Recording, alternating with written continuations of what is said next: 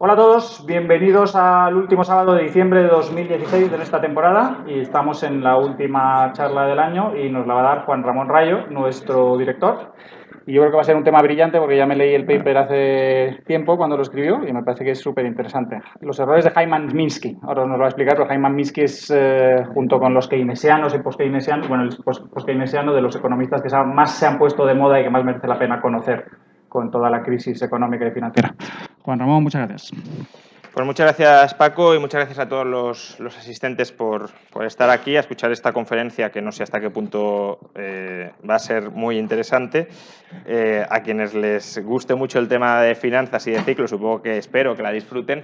Al resto, pues disculpad el posible tostón que se va a producir durante la próxima hora, idealmente, quizá hora y media. Lo primero a destacar del título, ya previendo quizá alguna crítica, algún misil que pueda proceder de algún austríaco, es que la última conferencia que di en esta sede se titulaba algo así como los graves errores de Ludwig von Mises, y aquí el adjetivo grave se ha caído del título, lo cual puede indicar un sesgo más post-keynesiano que austríaco en esta deriva socialdemócrata que algunos me atribuyen, ¿no? No ha sido intencionado, aunque he de decir que creo que los errores de teoría monetaria de Mises son más graves que los errores de teoría monetaria de Minsky, y ya efectuada esta herejía podemos empezar con la conferencia. Efectivamente, como decía Paco, Minsky se ha convertido en un referente para el entendimiento de las dinámicas financieras del sistema capitalista. Sin ir más lejos, la actual presidenta de la Reserva Federal, Janet Yellen, expresó hace un par de años que Minsky se había convertido en una lectura obligatoria para todo banquero central.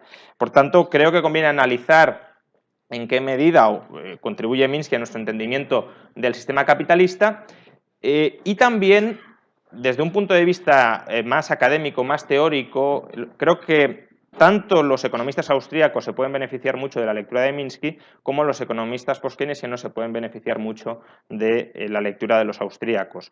Más que nada porque lo que voy a intentar explicar y en lo que voy a tratar de incidir es que mientras que la teoría austríaca del ciclo económico, que creo que es una teoría bastante completa en cuanto a la explicación de las dinámicas o de los desequilibrios, de las distorsiones reales de la economía, se centra, como digo, en la estructura de producción, se centra en los problemas, en los errores, en las dificultades por las que atraviesa la estructura productiva de una economía. Minsky se va a concentrar, como ahora vamos a ver, en las distorsiones, los desequilibrios de la estructura financiera de la economía. Y mientras los austríacos se olvidan casi por completo de las estructuras financieras y de la problemática derivada de las estructuras financieras, básicamente lo que hacen los austríacos es presuponer una especie de efecto Cantillon a gran escala en cuanto a multiplicación monetaria, como si nos inundaran a todos de dinero y eso distorsionara los precios relativos, pero sin entender exactamente la distinta composición de las estructuras financieras de los agentes y la interrelación entre ellas. Por otro lado, Minsky, como ahora vamos a ver, se olvida casi por entero de los problemas reales por los que puede atravesar una economía a lo largo del ciclo. Se centra mucho en las dinámicas financieras y las trata muy bien.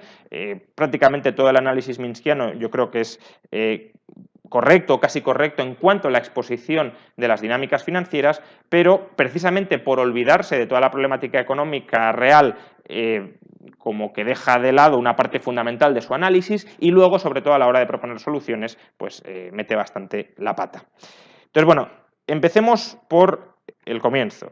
Para Minsky, el sistema capitalista solo se puede mantener estable con precios que consigan, por un lado, estructurar la estructura productiva, coordinar la estructura productiva. Esto vendría a ser economía ortodoxa totalmente, ¿no? Los precios tienen la función de asignar medios escasos a fines competitivos. Pues bueno, ¿cómo asignamos esos medios escasos entre los distintos fines?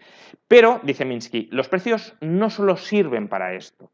Los precios también deben servir para generar un excedente financiero, un excedente de beneficios lo suficientemente grande para lograr dos objetivos. Primero, pagar las deudas de las empresas, las deudas heredadas de las empresas, y luego dar lugar a una rentabilidad de la producción de bienes de capital que sea lo suficientemente alta como para inducir a los capitalistas a invertir. Por tanto, lo que está diciendo Minsky es El sistema de precios no solo coordina o no solo debe coordinar la estructura productiva, sino que también debe coordinar la estructura financiera, las deudas heredadas y las estructuras de precios heredadas de los bienes de capital. Si eso no sucede, por necesidad va a tener que haber reestructuraciones en la forma de financiar la economía.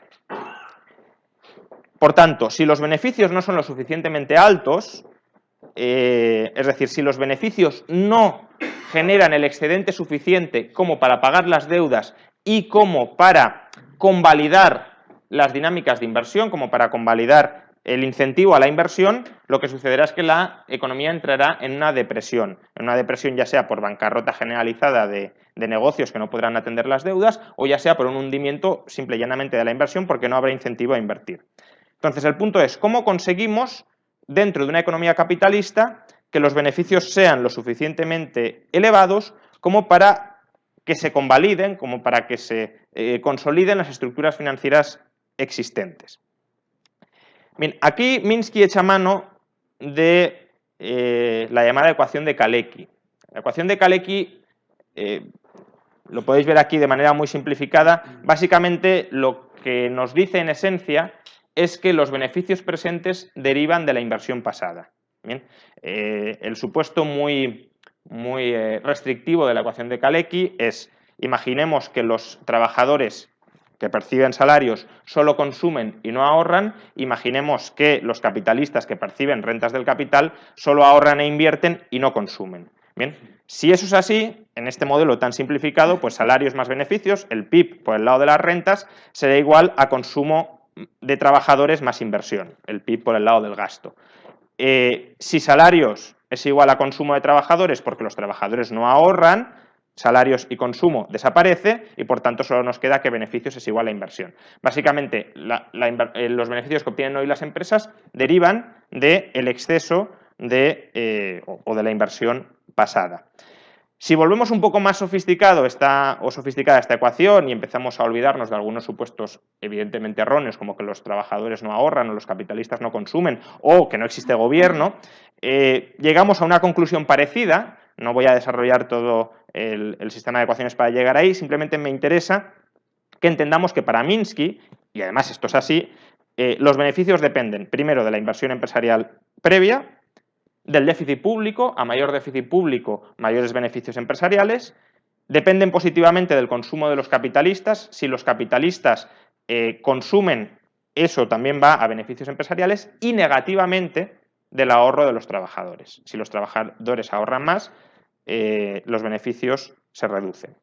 Bien, pero bueno, sobre todo me interesa que os quedéis con la idea de que para Minsky los beneficios empresariales, que recordad, son como el recurso que permite convalidar las estructuras productivas y las estructuras financieras heredadas, los beneficios dependen de la inversión pasada y del déficit público. Por tanto, si queremos aumentar los beneficios, habrá que aumentar la inversión o habrá que aumentar el déficit público. ¿Bien?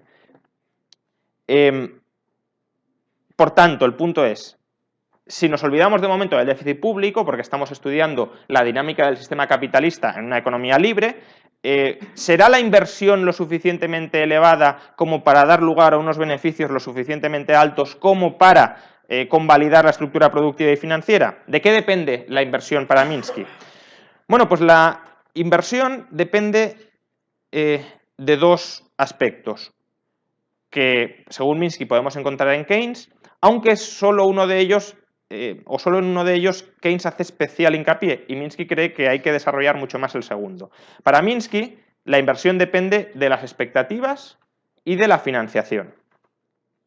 Si hay buenas expectativas pero no hay financiación, no habrá inversión. Si hay financiación pero no hay buenas expectativas, no habrá inversión.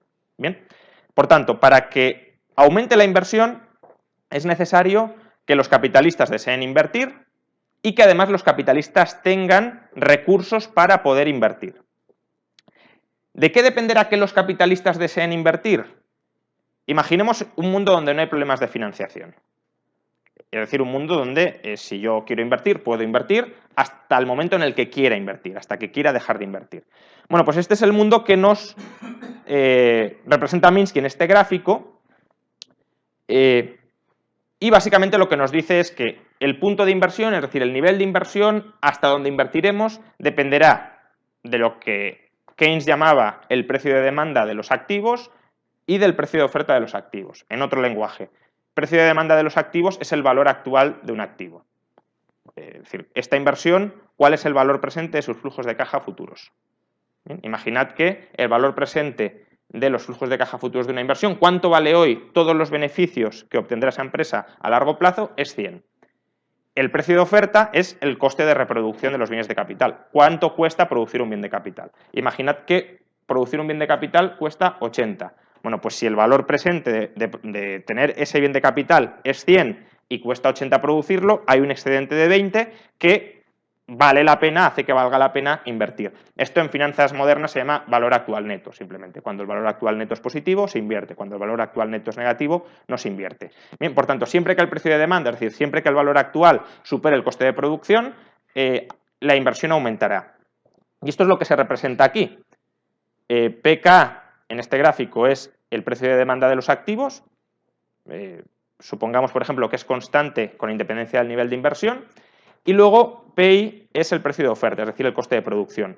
¿Qué pasa con el coste de producción? Pues que llegado a un punto empieza a ser creciente por rendimientos decrecientes. Bien, entonces, conforme el precio de oferta va aumentando, llega a un punto de equilibrio, un cruce entre el precio de demanda y el precio de oferta que determina el nivel de inversión. Bien, es decir, se invierte hasta que el valor actual sea igual al coste de producción. Mientras el valor actual de un activo supere su coste de producción, se añadirá más capital y al añadir más capital, el coste de producción irá aumentando porque será cada vez marginalmente más caro ir produciendo nuevos bienes de capital. Pero como digo, este gráfico solo tiene en cuenta la problemática de equilibrio entre precio de demanda de un activo y precio de oferta. No tiene en cuenta la problemática de la financiación. ¿Qué pasa cuando introducimos problemas de financiación en el modelo?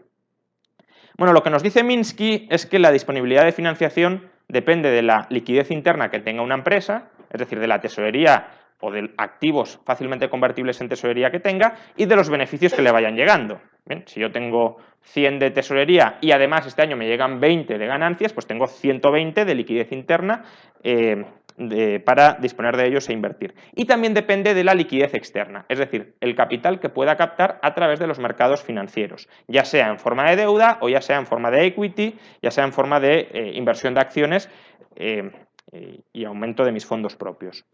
Entonces, para Minsky, la liquidez interna normalmente no será suficiente para realizar o para ejecutar todas las posibilidades, todas las oportunidades de inversión existentes en la economía. Y por eso cree que habrá que recurrir a la liquidez externa, es decir, a la captación de capital por fuentes ajenas a la propia autogeneración empresarial. ¿Qué pasa? Que una vez incluimos la necesidad de liquidez externa en las dinámicas de inversión de la economía capitalista, el perfil de, digamos, el precio de demanda, es decir, el valor actual de un activo, como el coste de producción, el precio de oferta de un activo, cambian. Por ejemplo, si el productor de un bien de capital tiene que pedir prestado para producir ese bien de capital, o si tiene que vender el bien de capital a crédito, eso incrementa el riesgo o el coste financiero de producir el bien de capital. Por tanto, el precio de oferta de los bienes de capital que implican financiación externa aumenta más rápidamente que si no fuera necesaria financiación externa. A su vez, el precio de demanda, si yo tengo que comprar a crédito un bien de capital, aunque sea una oportunidad muy buena, cuanto más endeudado esté, más margen de seguridad exigiré, más rentabilidad potencial exigiré para seguir endeudándome y comprar activos por rentables que sean. Por tanto, el precio de demanda será decreciente, porque un mismo precio de demanda comprado con deuda me va resultando cada vez menos atractivo. Bien, entonces fijaos aquí, o sea, comparad este gráfico con el anterior. En el gráfico anterior el precio de demanda era constante, aquí vemos que el precio de demanda, debido al riesgo del que pide prestado, es decreciente, y a su vez fijaos como el precio de oferta, este es el precio de oferta sin riesgo de financiación. Una vez introducimos el riesgo de financiación, el precio de oferta también aumenta. Por tanto, llegamos a un nivel de inversión distinto del anterior y que además lo interesante del caso no es tanto compararlo exactamente con el anterior, sino entender las dinámicas que se pueden generar aquí. Cuando la laxitud crediticia, la laxitud financiera sea muy grande, es decir, cuando, por ejemplo, los tipos de interés sean muy bajos o los requisitos que se le exijan al deudor para endeudarse sean muy bajos, tanto el precio de oferta no se verá casi afectado por consideraciones financieras y el precio de demanda tampoco. Por tanto, se podrá alargar mucho las operaciones, es decir, la inversión se podrá alargar mucho por aquí. ¿Bien? ¿Por qué? Porque esto empezará a subir más tarde y esto empezará a bajar más tarde, con lo cual la inversión será mayor de lo que sería. En cambio, en momentos donde las condiciones financieras sean muy rígidas, porque haya mucho miedo, porque haya muchas insolvencias, porque haya deflación de activos y las expectativas sean muy malas, y el acreedor no quiera prestar, pues esto empezará a decrecer antes y esto empezará a aumentar antes, con lo cual el volumen de inversión será menor. Bien, esto es justamente la dinámica de realimentación entre expectativas y financiación que se va produciendo. Es decir, imaginemos que yo tengo unas expectativas de beneficios y los beneficios realizados, es decir, los beneficios ex post a mis expectativas, son mayores de lo que yo esperaba. El primer efecto es que mi liquidez interna aumenta. Mi liquidez interna es mayor de lo que yo esperaba. Con lo cual, digamos, yo como empresa estoy más líquido, tengo más capacidad de inversión interna de la que tenía antes. Pero es que además, como yo estoy en una mejor situación financiera que antes, mis financiadores también dicen, este señor es más solvente y más líquido, por tanto le puedo extender todavía más crédito que antes.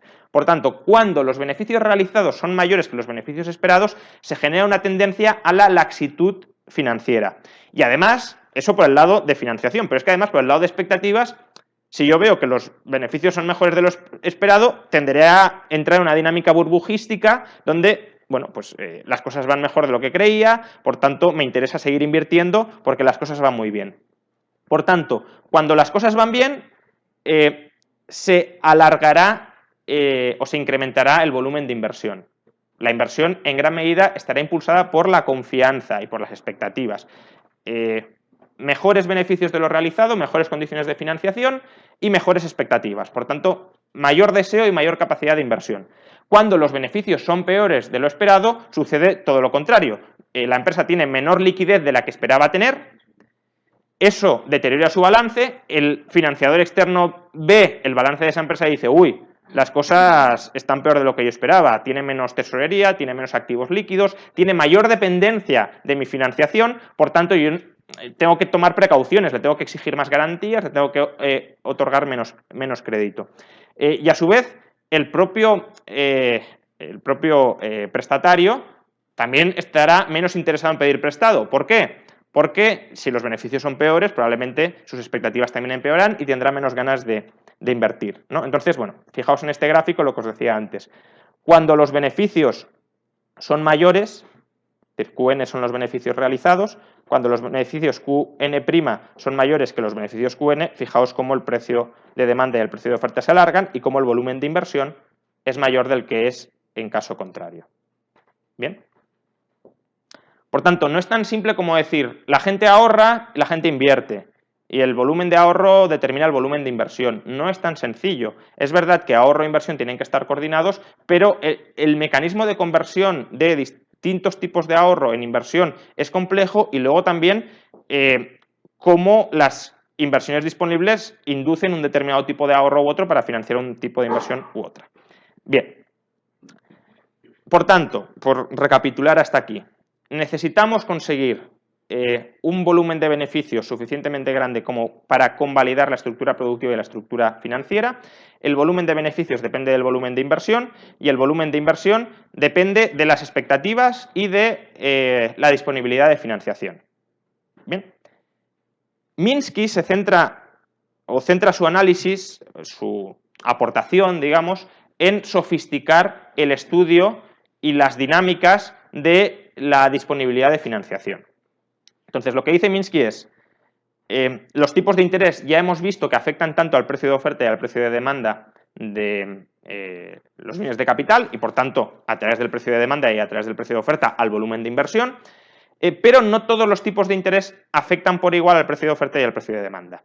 Minsky supone que el precio de oferta se ve mucho más afectado por los tipos de interés a corto plazo, básicamente porque los bienes de capital, es decir, la estructura de capital para producir bienes de capital, ¿no? Imaginad una empresa que produce máquinas, pues la infraestructura de la producción de máquinas ya está invertida, lo que la consideración de producir más o menos máquinas es, pues, si incurro en costes variables y a corto plazo produzco más máquinas o menos. Por tanto, en ese corto periodo de producción de maquinaria, el tipo de interés relevante es el tipo de interés a corto plazo. En cambio, cuando nos decidimos si comprar activos para incorporar en la infraestructura a largo plazo, es decir, si yo como empresario compro esa maquinaria y la pongo en una empresa para producir con esa máquina a largo plazo, el tipo de interés que me afecta para determinar el valor actual de esa máquina es el tipo de interés a largo plazo. Bien, por tanto, tipos de interés a corto plazo bajos y tipos de interés a largo plazo bajos inducirán, tanto por el lado de la oferta como por el lado de la demanda, de bienes de capital, inducirán un mayor volumen de inversión. Tipos de interés a corto plazo altos y tipos de interés a largo plazo altos inducirán, tanto por el lado de la oferta como por el lado de la demanda, una contracción de la inversión. Ahora, lo interesante es plantearnos qué sucede en aquellos contextos en los que los tipos de interés a corto plazo son más bajos que los tipos de interés a largo plazo.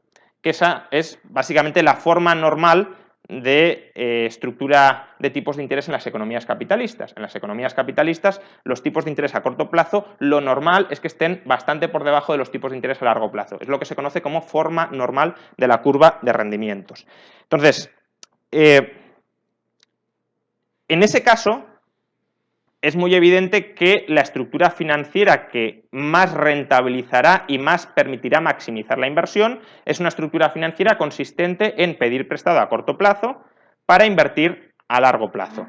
Es decir, en lugar de descontar, por ejemplo, los flujos de caja futuros de un activo al tipo de interés a largo plazo, lo puedo descontar al tipo de interés a corto plazo porque yo me puedo financiar a corto plazo y, por tanto, puedo financiar esa adquisición de esa maquinaria, por ejemplo, la puedo financiar en condiciones más asequibles. Con lo cual, si el tipo de interés a corto, es decir, el precio de demanda hemos dicho que es el valor actual de los beneficios futuros imputables a un bien de capital.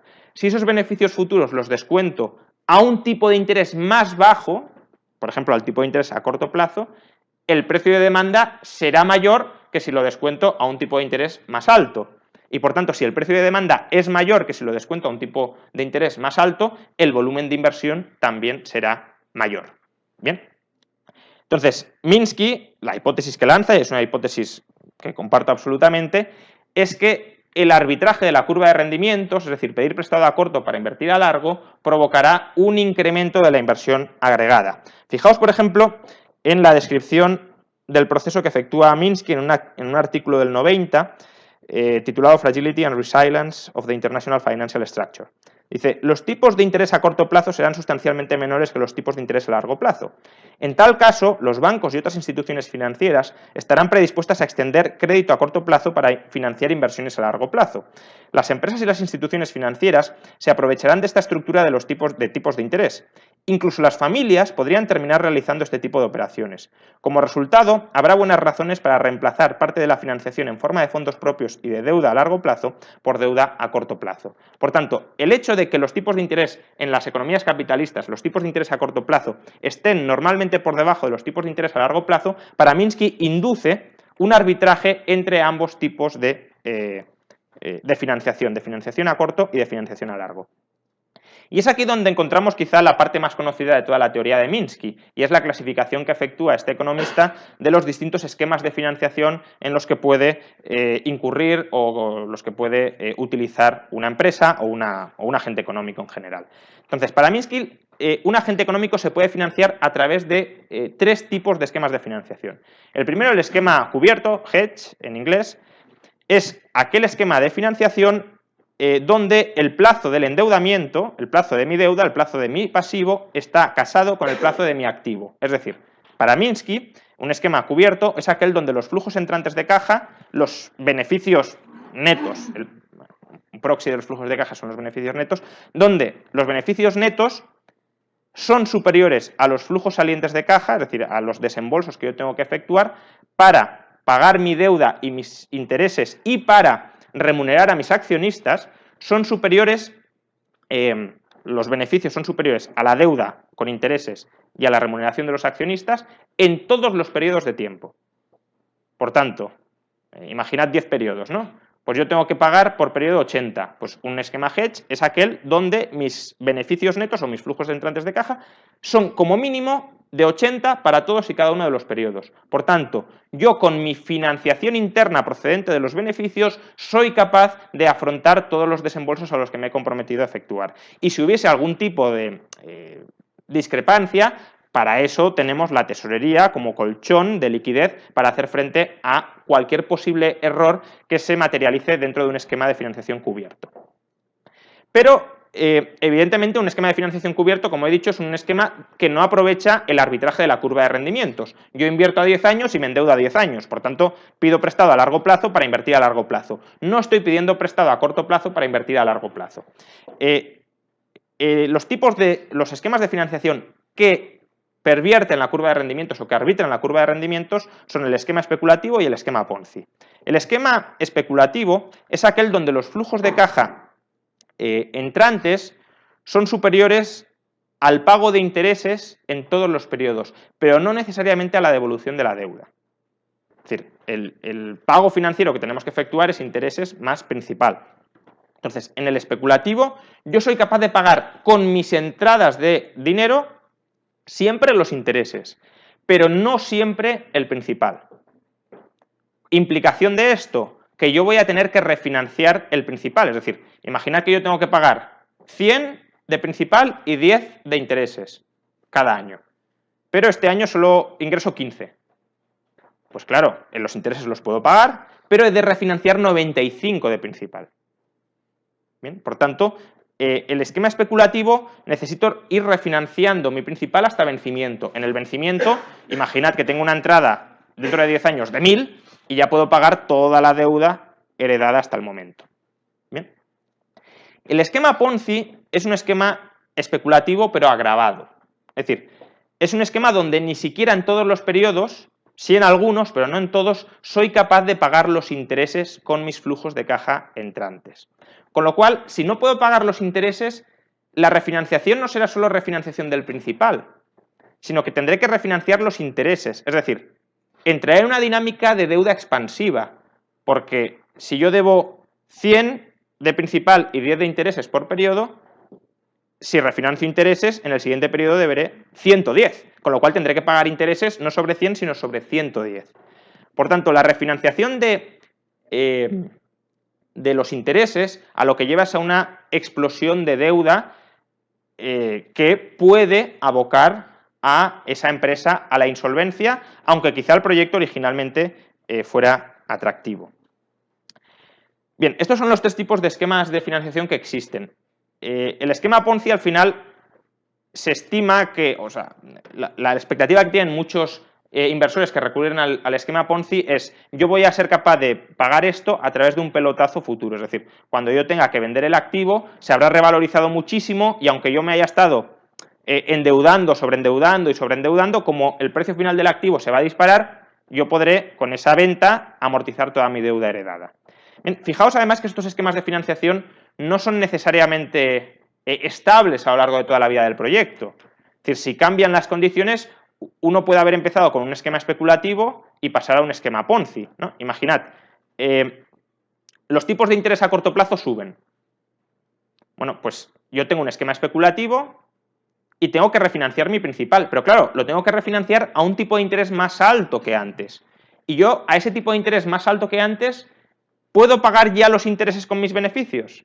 Imaginad que mis beneficios son 15, los intereses 10, pero suben los tipos de interés y lo tengo que refinanciar y el pago de intereses se incrementa a 20. Pues yo ya no puedo pagar con mis beneficios los intereses, con lo cual lo que empezó siendo un esquema especulativo se ha convertido en un esquema Ponzi. También vale al revés, puedes empezar siendo Ponzi y si bajan los tipos de interés se convierte en especulativo. O incluso puede pasar que un esquema de financiación cubierto se convierta en especulativo. Imaginad que los flujos de caja se hunden porque hay una crisis económica y los ingresos o los beneficios esperados de las empresas caen. Con lo cual yo ingresaba o tenía beneficios de 100, tenía que hacer pagos de 90 y ahora me han caído los beneficios a 60, con lo cual ya no puedo pagar todos los pagos. Bien.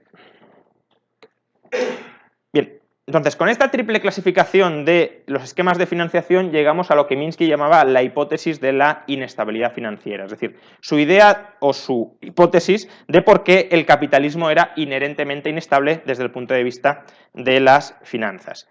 Primero, lo que dice Minsky es, si estamos en una economía donde prevalecen los esquemas de financiación cubiertos, es decir, donde todo el mundo se financia bien, prudentemente, sin ningún tipo de distorsión, la curva de rendimientos tendrá la forma normal, es decir, los tipos de interés a largo serán mayores que los tipos de interés a corto. Y ahí la oportunidad de arbitrar la curva, es decir, de incurrir en esquemas de financiación especulativos y Ponzi, es muy atractiva. ¿Por qué? Porque quien arbitre la curva ganará dinero. Y mientras solo la arbitren algunos, no pasa nada. Es decir, si yo estoy muy endeudado a corto e invierto a largo, pero solo lo estoy yo, pues a ver, en un mercado de capitales de miles de millones o billones de euros circulando diariamente, es muy probable que alguien me termine refinanciando incluso diariamente para que yo pueda atender el pago diario de mi principal. Por tanto, si muy poquitos agentes están incurriendo en estructuras financieras imprudentes, lo normal es que esos pocos agentes logren financiación y se lucren gracias a haberse endeudado a corto e invertido a largo. Y de hecho, fijaos que al menos en un primer momento, conforme más agentes vayan practicando esquemas de financiación Ponzi y especulativos, ¿qué va a pasar con la inversión? Que va a ser más alta de lo que sería en otro caso. Ya hemos explicado que la inversión se maximiza con esquemas, al menos a corto plazo, con esquemas de financiación especulativos y Ponzi. ¿Y qué pasa si la inversión se maximiza? ¿Qué le sucederá a los beneficios? Que los beneficios, al menos a corto plazo, aumentarán. ¿Y qué hemos dicho que pasaba cuando los beneficios ex post eran mayores que los beneficios previstos inicialmente? Que había una especie de boom económico derivado ¿de qué? De que las propias empresas decían, uy, mi situación financiera está mejor de lo que esperaba y además las expectativas parece que son mejores de lo que creía. Por tanto, voy a invertir todavía más. Con lo cual, aquí se genera una dinámica de boom económico derivado de esa práctica financiera imprudente de endeudarse a corto plazo e invertir a largo, es decir, de utilizar esquemas especulativos y Ponzi. Pero claro, conforme más agentes utilicen esquemas de financiación especulativos o Ponzi, ¿qué va sucediendo? Que la fragilidad del sistema financiero también va aumentando. ¿Por qué? Porque imaginad que en algún momento los beneficios realizados no son tan altos como los beneficios esperados. O imaginad que, precisamente porque ya muchos agentes están muy endeudados, algunos prestamistas empiezan a decir, ¿qué tal si reduzco un poco mi exposición a estos deudores tan endeudados? ¿Qué tal si en lugar de incrementar el crédito un 15% este año, solo lo aumento un 10, un 8 o un 7%? ¿Cuál será la repercusión de esto?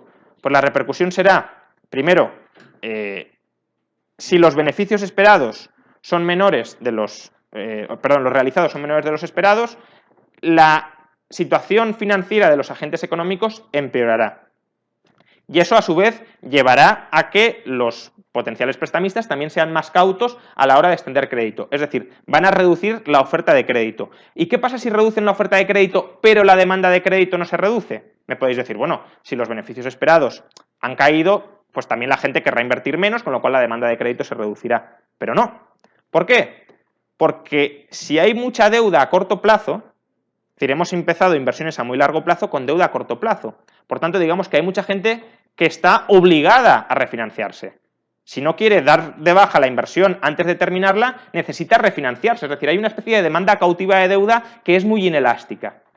Con lo cual, aunque caiga algo la demanda de financiación porque ha caído los beneficios y por tanto no se quiere invertir tanto, cae mucho menos la demanda de financiación de lo que debería caer en relación con la oferta. Con lo cual, ¿qué sucederá? Que los tipos de interés van a aumentar. Y si los tipos de interés aumentan y si además han caído los beneficios, ¿qué sucederá? Pues que muchos esquemas especulativos se convertirán en esquemas Ponzi, que muchos esquemas cubiertos se convertirán en especulativos o incluso Ponzi, y por tanto entraremos en una dinámica de crisis financiera. En la crisis financiera, primero subirán los tipos de interés todavía más, con lo cual se agravará todavía más la situación de los agentes económicos. Otros que no podrán refinanciarse optarán por liquidar sus activos a largo plazo, es decir, pues tengo 2 edificios, si no consigo liquidez, me liquidan, entro en concurso y me liquidan los 2. ¿Qué tal si intento vender uno, con lo que consigo intento refinanciar la deuda del otro? Pero claro, si aumento la liquidación de activos, ¿qué pasa con el precio de demanda de los activos? Que cae, porque el precio de mercado, es decir, nadie pujará por comprar entre los productores de activos. Es decir, si vamos a la última crisis, si los precios de la vivienda se están desplomando, nadie irá a un promotor y le dirá, oye, construíme un piso nuevo a tu coste de producción. Dirán, primero voy comprando todo lo que se va liquidando y a ti no te hago ningún pedido. Pero claro, si a los productores de bienes de capital les dejamos de hacer pedidos, ¿qué pasa con sus flujos de caja? Que se hunden todavía más. Y esto además termina afectando, este estallido, esta crisis termina afectando incluso a empresas que originalmente no estaban afectadas. ¿Por qué? Pues por el efecto multiplicador. Es decir, si empiezan a quebrar empresas, que a lo mejor es verdad que tienen una exposición muy grande a la deuda, pero claro, los trabajadores que estaban en esas empresas se quedan en paro, con lo cual dejan de comprar en otras empresas a las que se les reducen los flujos de caja y los beneficios, y aunque estuvieran financiadas más o menos de manera prudente, pueden entrar en una dinámica de esquema especulativo, esquema Ponzi y finalmente bancarrota. Bien, por tanto, esa es la inestabilidad inherente al sistema financiero que detecta Minsky. Si todo el mundo se comporta bien, habrá incentivos a comportarse mal. Comportarse mal al principio no es castigado, sino que incluso es recompensado, con lo cual se inicia una dinámica en la que muchos se comportan mal hasta que los desequilibrios colapsan, se viene todo abajo, las expectativas se hunden y durante largo tiempo nos mantenemos con expectativas hundidas hasta que, bueno, empieza a resurgir la economía, al principio de manera prudente por la herencia recibida, pero conforme ya va cundiendo la confianza, porque llevamos ya muchos años creciendo con finanzas sanas, etcétera, volvemos otra vez a esquemas financieros insanos y al ciclo de inestabilidad que he descrito. Y es aquí donde Minsky propone 2 grandes recetas para estabilizar una economía inherentemente inestable como es la capitalista. Minsky es un defensor del gran gobierno, del capitalismo de gran gobierno, como herramienta estabilizadora del capitalismo. ¿Por qué? Pues porque cree que un gran gobierno tiene 2 herramientas para estabilizar el capitalismo. La primera, el Banco Central. El Banco Central puede refinanciar a todos los deudores especulativos o Ponzi para evitar que entren en bancarrota. Es decir, toda la dinámica que hemos descrito antes de subida progresiva de tipos de interés que podía provocar quiebras, deflación de activos y una expansión multiplicada al resto de la economía, si está el Banco Central dice, bueno, yo te voy refinanciando a tipos bajos y por tanto tú puedes terminar perfectamente la inversión que empezaste con deuda a corto plazo. Y luego, en última instancia, el gobierno puede recurrir al déficit público, recordad lo que hemos dicho casi al principio, los beneficios agregados que dependían de la inversión agregada y del déficit público. Si la inversión agregada cae, por lo que acabamos de explicar, porque entramos en crisis, cabe la alternativa de que el gobierno sostenga los beneficios empresariales del conjunto de la economía entrando en déficit. Y por tanto, claro, si tú estabilizas beneficios, los flujos de caja de las empresas no se reducen y no entramos en la dinámica esquema cubierto a especulativo, especulativo a Ponzi. Por eso cree Minsky que el gran gobierno es imprescindible en el capitalismo moderno. Por ejemplo, en la página 325 de Estabilizando una economía inestable, Minsky dice, el capitalismo de gran gobierno es mucho más estable que el capitalismo de gobierno pequeño. Bien, hasta aquí el resumen de la visión de Minsky. Yo creo que globalmente es acertada, incompleta, bastante incompleta por la parte de economía real, que si os fijáis no hemos mencionado prácticamente nada. Es decir, Minsky de alguna manera relata los desequilibrios en la parte financiera de la economía sin plantearse y eso en qué se traduce en términos de estructura productiva, en términos de coordinación económica real entre empresas de distintos sectores. Bien, pero bueno, globalmente es aceptable la parte de descripción financiera, pero la solución que propone creo que es la parte más endeble y más criticable y es lo que voy a hacer ahora. Entonces, los problemas de la solución de gran gobierno que propone Minsky creo que los podemos dividir en 3 tipos de problemas. Problemas a corto plazo, problemas a largo plazo y problemas a muy largo plazo. Bien, los problemas a corto plazo son aquellos problemas que se producen tomando la estructura productiva como dada. Es decir, no podemos alterar la estructura productiva y dada una estructura productiva ¿Es verdad que el gran gobierno estabiliza la economía en ese corto plazo, en ese plazo en el que no se puede cambiar el tipo de empresas que tenemos en la economía, sino que son las empresas que hay? ¿Es verdad que el déficit estabiliza necesariamente la economía? Bueno, evidentemente lo que está presuponiendo Minsky, sin llegar a explicitarlo demasiado, es que cuando el gobierno utilice el déficit, los beneficios empresariales no van a caer. O mejor dicho, perdón, la inversión empresarial no va a caer y por tanto los beneficios... es decir, imaginad que el déficit aumenta en 100, pero la inversión se reduce en 120, por tanto la influencia sobre los beneficios al final será de menos 20. Entonces lo que presupone Minsky es o que la inversión empresarial no cae después de que aumenten el déficit público o de que en todo caso cae menos de lo que aumenta el déficit público. Pero esto no tiene por qué ser necesariamente así. Es verdad que sobre la ecuación puede ser así, pero hay que estudiar los efectos de segunda ronda que se producen una vez iniciado el déficit público. Es decir, hace falta estudiar la dinámica del efecto multiplicador del gasto público. Entonces, la evidencia empírica que tenemos después de 60 años de estudios sobre el efecto multiplicador es que el efecto multiplicador está alrededor de 1. ¿Bien? Es decir, que si yo aumento en 100 el déficit público, el PIB aumenta en 100. Ni aumenta en 200, ni en 300, ni en 400, sino que aumenta alrededor de 100. De hecho, incluso puede ser que aumente menos de 100. Y fijaos que si el PIB aumenta menos de 100 a corto plazo, habiendo aumentado el déficit 100, es porque el gasto privado se ha reducido. ¿Bien? Entonces, aunque el efecto multiplicador sí es verdad que parece que está alrededor de 1, primero, no lo está en cualquier contexto. Es decir, en contextos, por ejemplo, de alto endeudamiento estatal, el multiplicador sí es negativo. La situación en la que estaba España en el año 2012. Si en el año 2012 España dice vamos a aumentar muchísimo el gasto público con déficit, no es que la economía se multiplique, es que nos hundimos ya definitivamente porque se rompe el euro, salimos del euro y es un crash económico absoluto. Bien, pero sobre todo lo que me interesa, también porque Minsky trata este tema de pasada, es comentar lo siguiente. Los cálculos que se suelen efectuar del efecto multiplicador suelen tener en cuenta solo, bueno, no solo, pero en especial dos efectos expulsión, dos efectos crowding out. Uno, por influencia de los tipos de interés.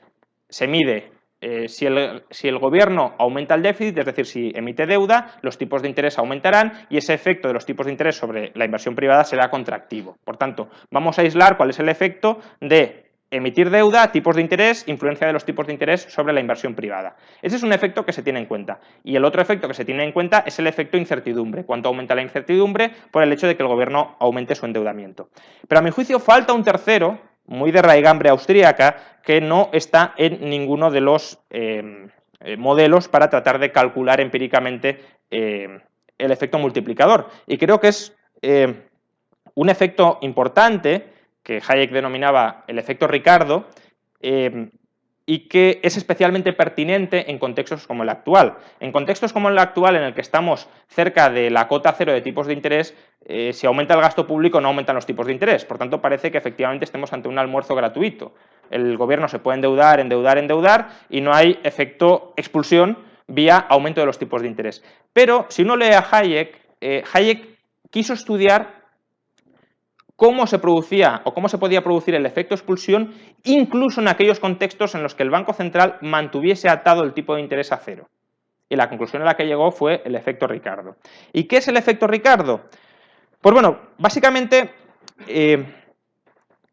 recordemos que la inversión en bienes de capital, dentro del modelo de Minsky, se produce en función del precio de demanda. ¿Bien? Es decir, de los flujos del valor presente, de los flujos de caja futuros de los distintos bienes de capital. Entonces, un bien de capital, sus flujos de caja en última instancia dependen, ya digo, voy al final, dependen de los bienes de consumo que produzca y que venda. ¿Bien? Entonces, si la demanda última de bienes de consumo de un bien de capital se reduce, evidentemente su precio de demanda se reduce. ¿Bien? Vale. Ahora, imaginad que tenemos dos tipos de bienes de capital. Unos que pueden producir los bienes de consumo a muy largo plazo, porque a lo mejor los pueden producir en muy grandes cantidades, y otros que pueden producir los bienes de consumo a muy corto plazo, porque a lo mejor los pueden producir en pequeñas cantidades. Bien. Si el precio de los bienes de consumo aumenta, habrá una tendencia a sustituir bienes de capital que producen bienes de consumo a muy largo plazo por bienes de capital que producen bienes de consumo a muy corto plazo. ¿Por qué? Porque digamos que el valor por tiempo, estoy hablando de aumento de precios de consumo en términos relativos, no de inflación generalizada, sino que si los bienes de consumo aumentan en precio respecto a los bienes de capital, se tenderá, ya digo, a sustituir producciones muy duraderas, muy largas, por producciones más cortas, más a corto plazo, porque el valor por unidad de tiempo ha aumentado. Con lo cual, Minsky reconoce que el déficit público aumenta el precio de los bienes de consumo o evita que caiga lo que debería caer. Si el precio de los bienes de consumo aumenta, ¿cuál será la repercusión? Que se revalorizarán o se sobrerevalorizarán aquellos modelos de negocio más a corto plazo, o en terminología más austríaca, que también usa Minsky, ahora lo vamos a ver, aquellos modelos de negocio menos intensivos en capital, aquellos que sean capaces de producir bienes de consumo a muy corto plazo sin prácticamente inversión. Pero en la crisis lo que nos encontramos es una sobredimensión de modelos de negocio muy intensivos en capital, porque recordad que la crisis venía porque habíamos utilizado deuda a corto plazo para financiar inversiones a largo plazo, es decir, inversiones intensivas en capital. Con lo cual, ¿qué creéis que sucederá si en un contexto donde, digamos, la estructura de capital está debilitada porque es difícil mantener viva esa estructura de capital a muy largo plazo, cebamos todavía más la demanda de bienes de consumo, elevamos el precio de los bienes de consumo y rentabilizamos relativamente aquellas estructuras de producción más a corto plazo frente a las estructuras de producción a largo plazo? Pues que los empresarios que tengan que reinvertir en las estructuras a largo plazo dejarán de invertir porque su demanda esperada caerá. Esto es básicamente el efecto Ricardo. Y esto es algo que además Minsky más o menos también reconoce. Es muy curioso esta conexión entre Minsky y Hayek, que desde luego ni unos ni otros han apreciado. Dice Minsky: para que los precios relativos de los bienes de capital en varios procesos productivos se mantengan sin cambios, los beneficios relativos que se capitalizan en sus precios no pueden modificarse. Esto requiere que los beneficios de las distintas ramas de producción cambien en la misma proporción. A mayor intensividad de capital de un tipo de producción, más sobreproporcionalmente tendrán que aumentar los precios de sus productos para que los precios de los activos se mantengan estables. Una de las consecuencias de un incremento de la inversión agregada y del gasto público en relación al PIB es que los precios de aquellos productos fabricados mediante técnicas más intensivas en capital deben incrementarse en relación con los productos fabricados mediante técnicas menos intensivas en capital si queremos evitar que la distribución de beneficios cambie. Pero el patrón de curvas de demanda puede hacer que estos cambios de precios no lleguen a producirse. Fijaos que Minsky dice: si aumenta el gasto en relación al PIB, será necesario que los precios de los productos fabricados por estructuras productivas muy intensivas en capital aumenten con respecto a los precios de aquellas estructuras menos intensivas en capital.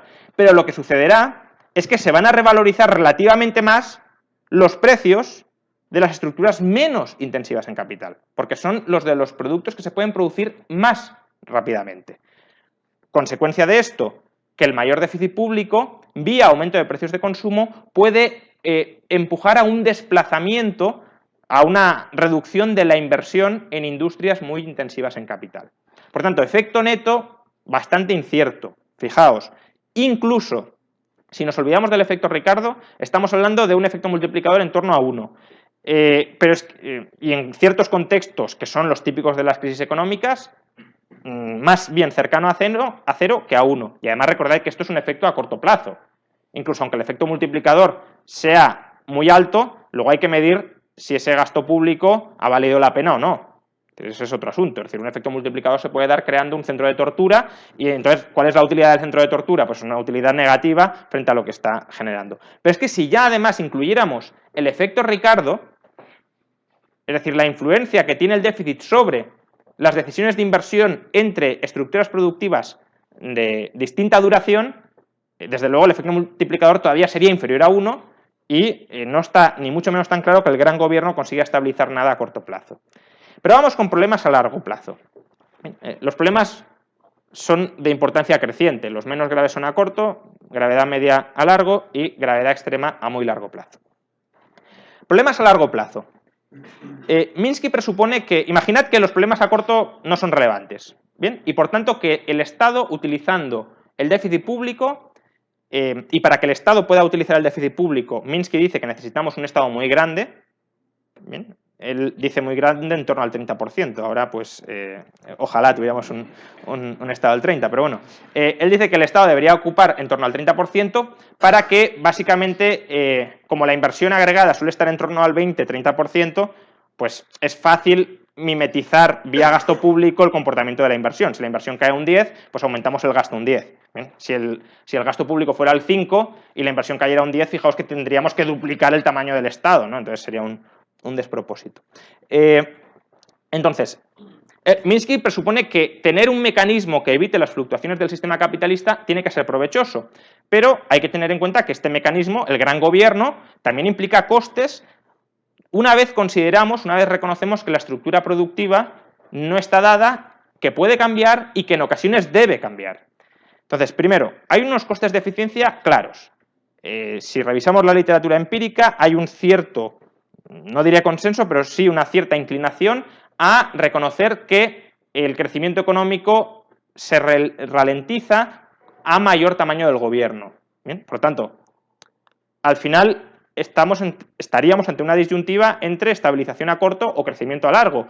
¿Conviene poder crecer más a largo plazo, aún tragándonos alguna crisis a corto plazo, o evitamos cualquier fluctuación a corto a costa de estancarnos más bien o crecer menos a largo plazo? Este es un primer problema al que se enfrenta el modelo de Minsky, que él no considera, porque él no toma en consideración o no estudia los costes de eficiencia derivados de incrementar el tamaño del gobierno.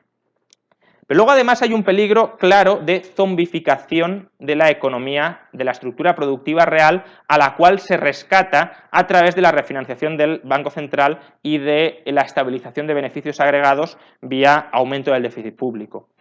Por ejemplo, un Banco Central. Imagina que se encuentra con un esquema Ponzi ruinoso y dice, bueno, pues voy a refinanciarlo continuamente. Pues claro, estás consolidando un modelo de negocio ruinoso. O imagínate el gobierno que dice, voy a aumentar todos los beneficios de la economía, los beneficios agregados. Bueno, ahí estás rescatando cosas buenas y cosas malas. Es decir, por decirlo de otra manera, imagina que hay tres tipos de empresas en plena crisis económica. Un tipo de empresas pueden ser aquellas que incluso en la crisis económica tengan ingresos suficientes o ganancias suficientes para reinvertir y para pagar sus deudas. Bien, esas empresas está claro que van a sobrevivir y que no deberían quebrar. Sería una pérdida económica muy clara que quebraran, por ejemplo, por un accidente o lo que fuera. Dos, puede haber empresas que sean capaces de generar beneficio, es decir, que sus costes de producción sean inferiores a sus ingresos, pero que los beneficios no sean suficientes como para pagar, por ejemplo, los tipos de interés o pagar, en ese contexto determinado, remunerar el capital. Entonces, esas empresas están en zona gris y no está claro si deben quebrar o si no deben quebrar. ¿Por qué? Porque en una crisis económica, por ejemplo, el pánico y el miedo es muy alto, con lo cual el coste de capital, la exigencia de rentabilidad vía deuda o vía fondos propios a las empresas es, digámoslo así, artificialmente alta.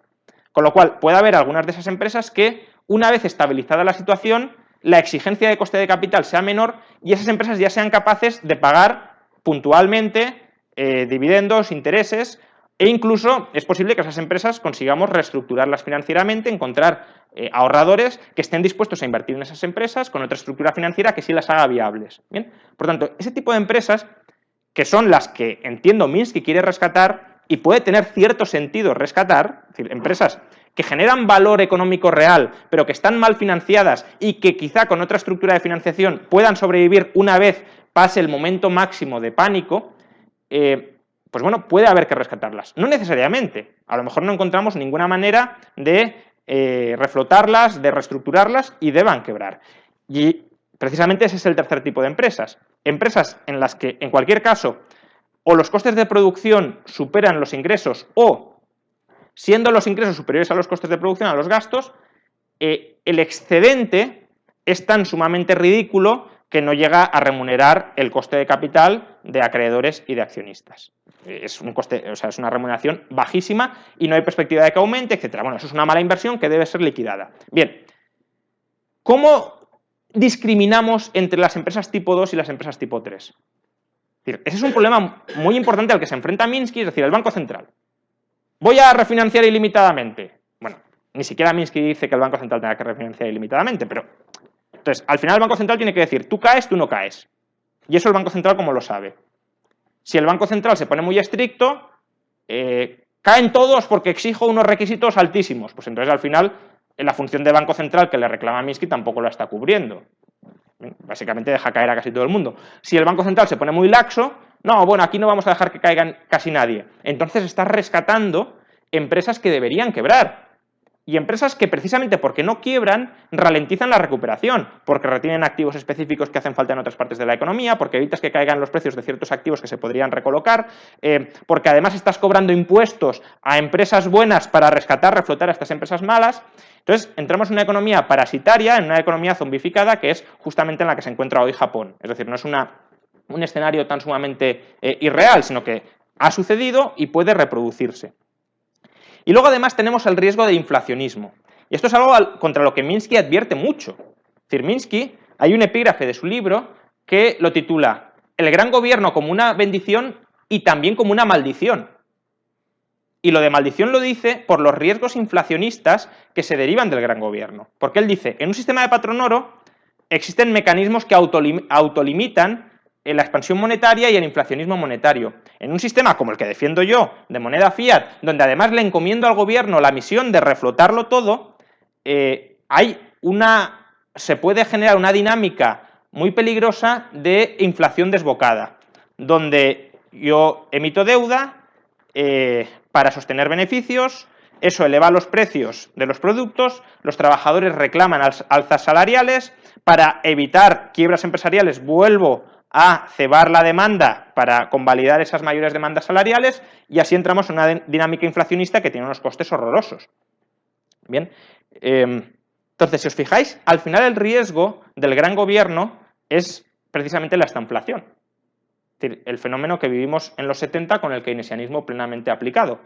Economía sin ningún tipo de dinamismo, sostenida con gasto público financiado vía deuda, y por tanto un progresivo repudio o una progresiva huida de la moneda que genere inflación. Bien. De hecho, Minsky es tan consciente del riesgo de inflación que él defiende, y esto es algo que muchos seguidores de Minsky deberían tener muy en cuenta, él defiende el equilibrio presupuestario a lo largo del ciclo. Y es muy claro a la hora de advertir que debe conseguirse ese equilibrio presupuestario a lo largo del ciclo.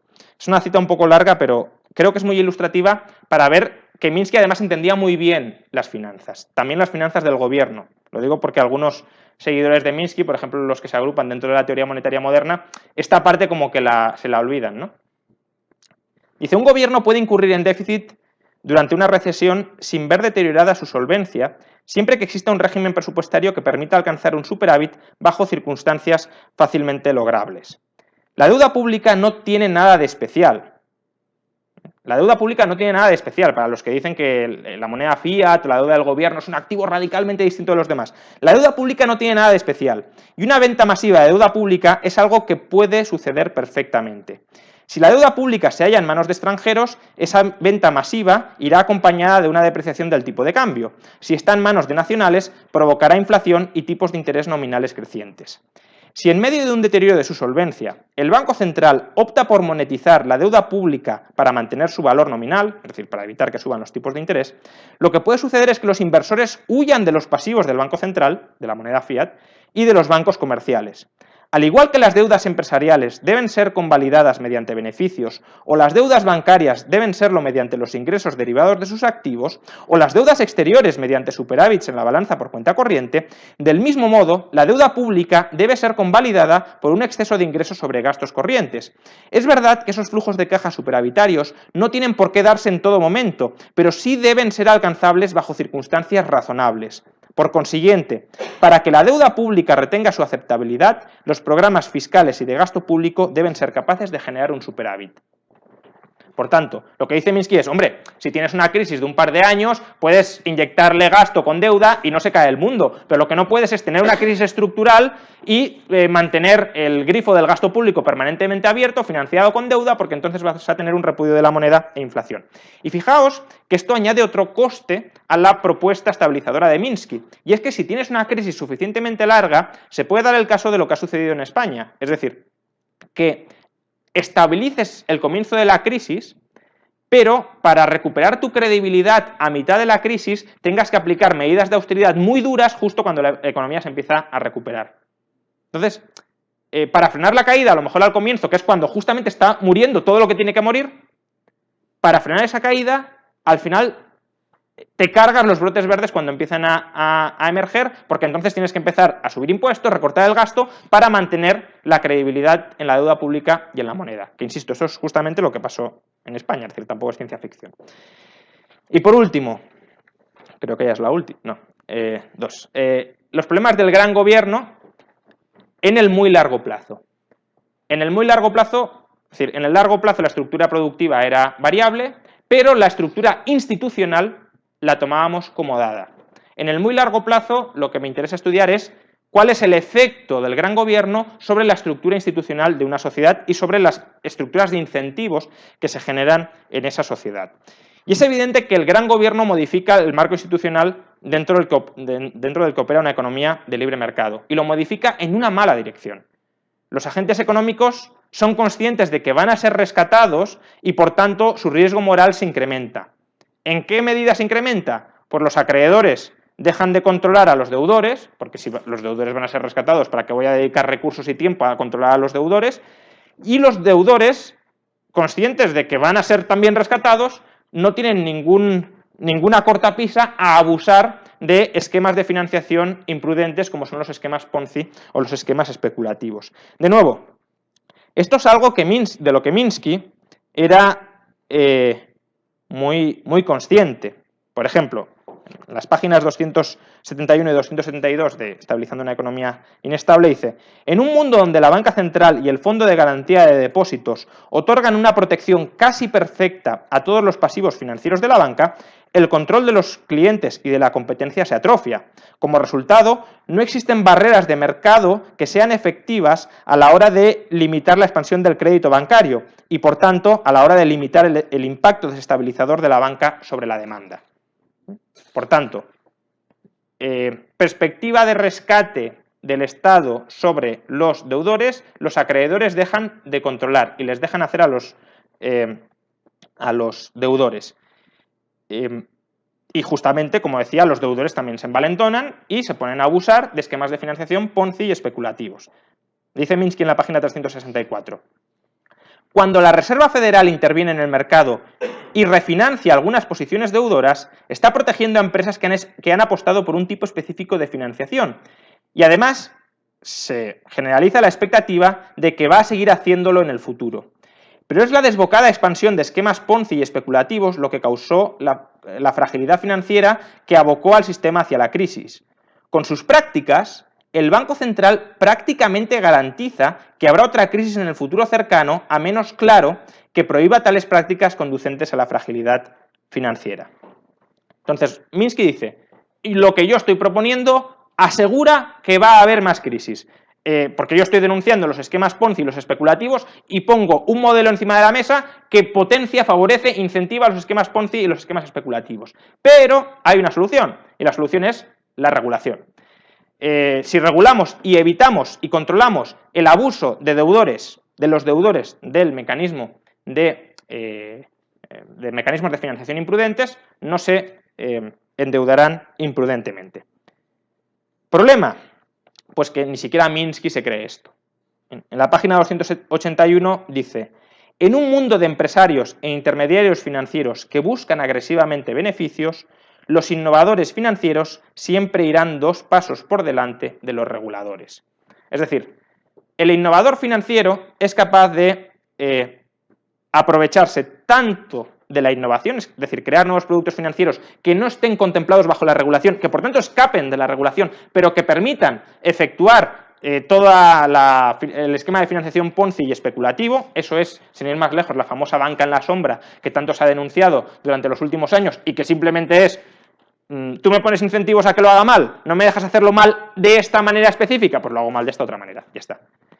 O incluso se potencia el arbitraje regulatorio, es decir, voy a buscar qué agujeros hay en la regulación, no para, digamos, irme por otra dirección, sino porque si me dejan comportarme mal, pero me exigen aquí un requisito de este estilo y aquí un requisito algo menor, pues voy a abusar del que es menor para, por ejemplo, invertir en el que es mayor.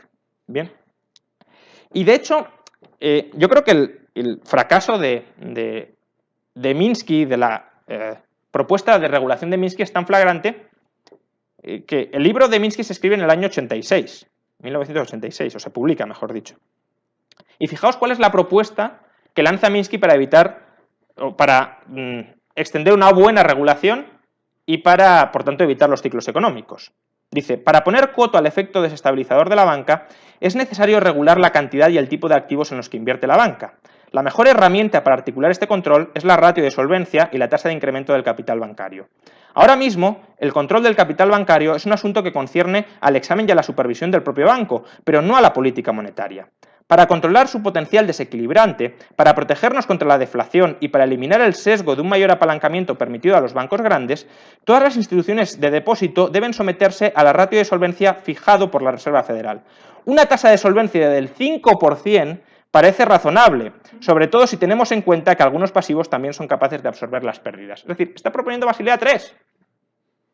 Y Basilea III sabemos, bueno, o deberíamos saber, incluso supongo que los minskianos serán conscientes, no va a evitar, después de lo que hemos visto, no va a evitar la recurrencia de nuevas crisis. Bueno, está proponiendo un Basilea III descafeinado, porque ni siquiera está proponiendo regular la estructura de, al menos directamente vía regulación, la estructura de financiación o la estructura de los pasivos de la banca. Por tanto, claro, después de esto, uno debería ser más consciente de que si tú premias la imprudencia, tendrás imprudencia que se te van a escapar y que por muy sabio que te creas a la hora de imponer condiciones, a la hora de entender el mercado, los otros te van a pasar por delante. Bien, por tanto, si queremos menos imprudencia financiera, ¿cuál es la solución? No la regulación que propone Minsky, no premiar la imprudencia para luego poner algo de coto a la imprudencia, sino liberalizar el mercado financiero. Es verdad que, como dice Minsky, una cierta inestabilidad probablemente es del todo inherente e ineradicable en el capitalismo, pero la clave ¿cuál es? Por un lado, minimizar esa inestabilidad y, por otro, acelerar la corrección de las distorsiones que se derivan de esa inestabilidad. ¿Cómo minimizamos la inestabilidad? Pues obligando o dejando de privilegiar a acreedores y deudores financieros y obligándoles en ese sentido a que internalicen los riesgos de su actuación. Es decir, que los esquemas especulativos y Ponzi, cuando provoquen la bancarrota de determinados agentes, esos agentes caigan en bancarrota y, por tanto, no esperen que van a ser rescatados y que, por tanto, van a poder evitar los costes de esa bancarrota.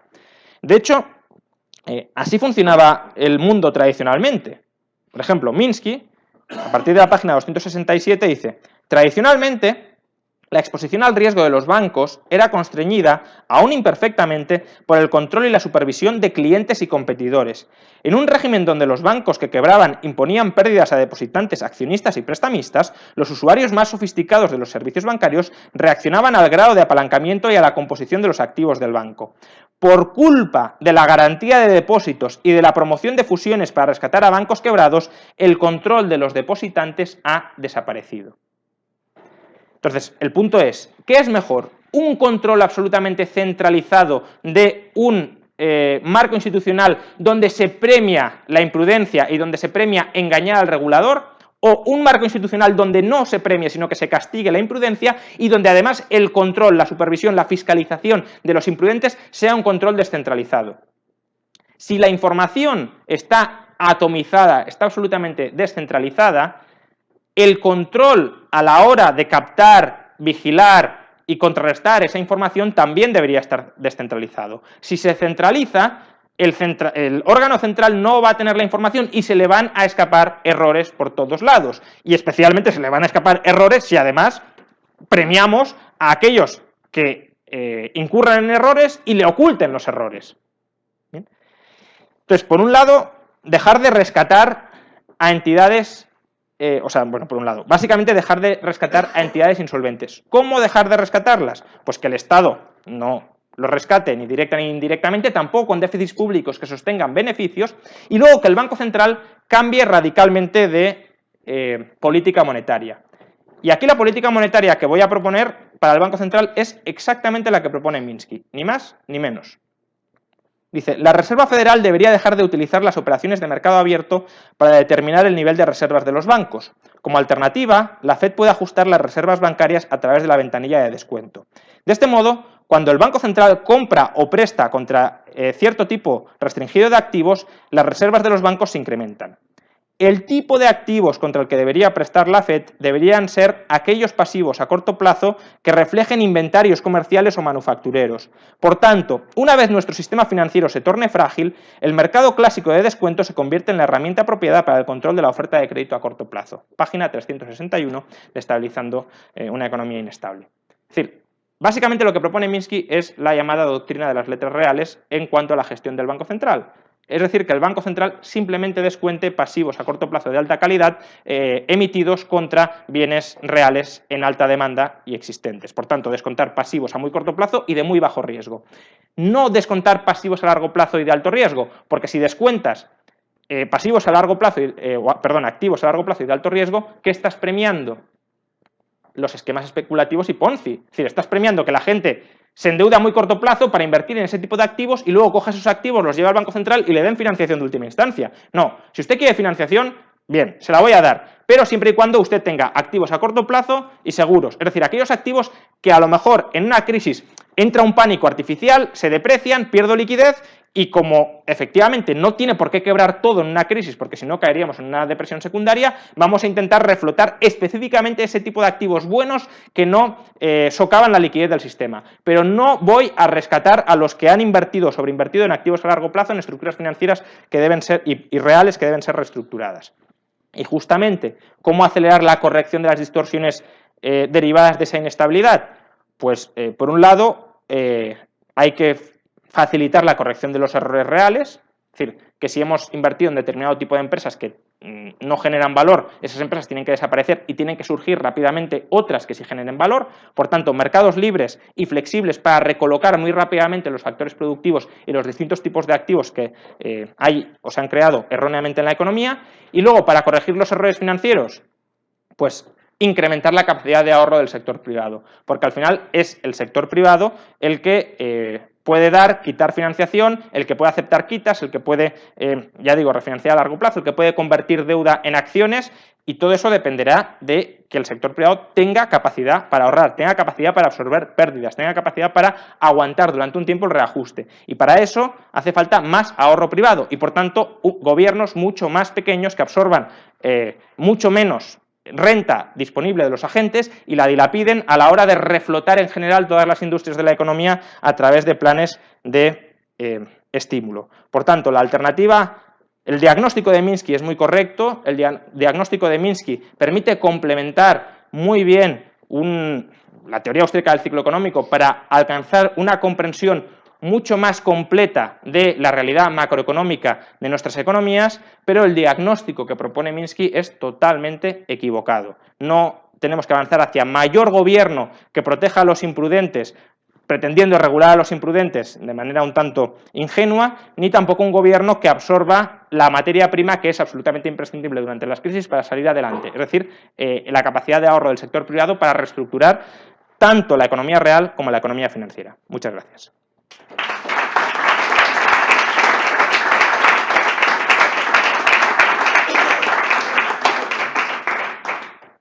O sea, puede ser que la iniciativa la lleve el Banco Central, pero no necesariamente la lleve el Banco Central.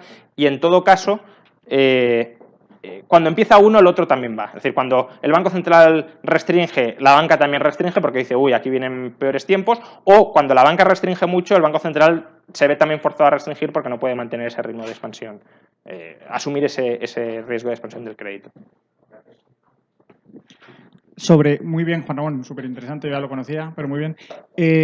Comentando una cosa a Dani, piensa que esta crisis y gran parte de las crisis financieras suelen ser hipotecarias, tiene que ver la vivienda por medio, y ahí no solo intervienen DIRCOMs, o sea, directores de finanzas de las compañías, sino toda la población. Entonces piensa, mírate todas las pelis de Big Short y todo eso, la gente cómo se endeudaba, como decía, ¡ay, qué barato es todo! Incluso gente que sabía que le iban a subir el tipo de interés 2 años después, porque eran lo que se llaman los teaser rates, los tipos para pillarte al principio, entraban felices. Uy, lo veían como, esto es un descuento. Y además dicen, si no me preocupa porque no voy a tener que pagar esos intereses más altos porque habré vendido ese activo. O sea, que hay tanto agente irresponsable en el mundillo de las finanzas que cuando más facilites esto, no creo que solo los inteligentes o los que apuestan a corto tengan poder para pararlo todo. Una parte que no me ha quedado claro del principio, cuando hablas, por ejemplo, los beneficios dependen de la inversión, ¿a qué te refieres? ¿Que los tipos, los rendimientos porcentuales dependen de la inversión o que los beneficios absolutos totales dependen de la inversión? El volumen total de beneficios, sí. Bueno, pero eso es como un poco obvio, que decir, claro, a más inversión, pero no sé si es más interesante analizar lo otro, qué porcentaje de beneficios vas a tener.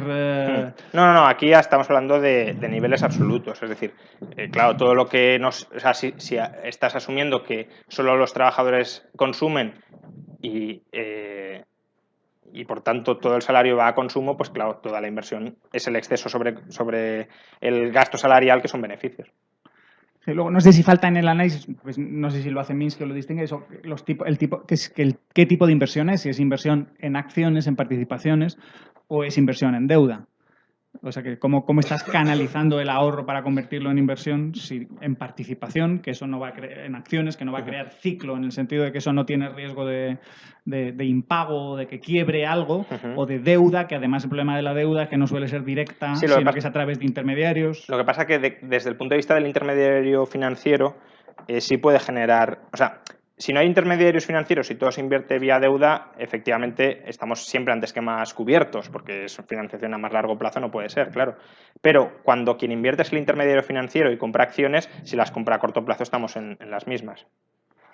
Sí, es verdad. El problema al final es si hay un intermediario que puede hacer el descalce y todo eso. Bueno, pero eso, la deuda si la gente abusa de la deuda por el motivo que sea, aunque no sea un descalce de plazo, sino que sea un descalce de riesgos, en el sentido de que ellos crean que aquello es muy.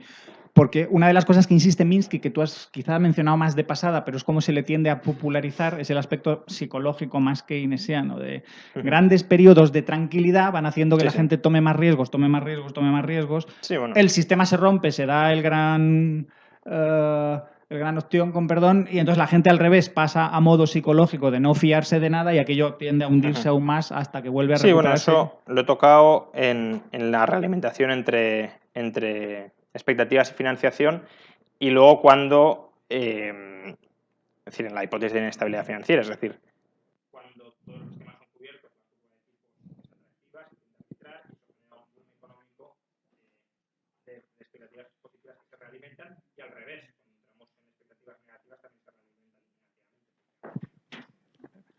se realimentan. Y luego sobre el comentario de si la deuda pública tiene algo de especial, me parece muy bien que Minsky traiga un poco de sensatez en el sentido de que no es deuda como cualquier otro tipo de deuda, entonces hay que servir a los pagos y no puedes hacerte el loco, sino que ahí importa muchísimo la confianza y que si no te van a subir los tipos de interés.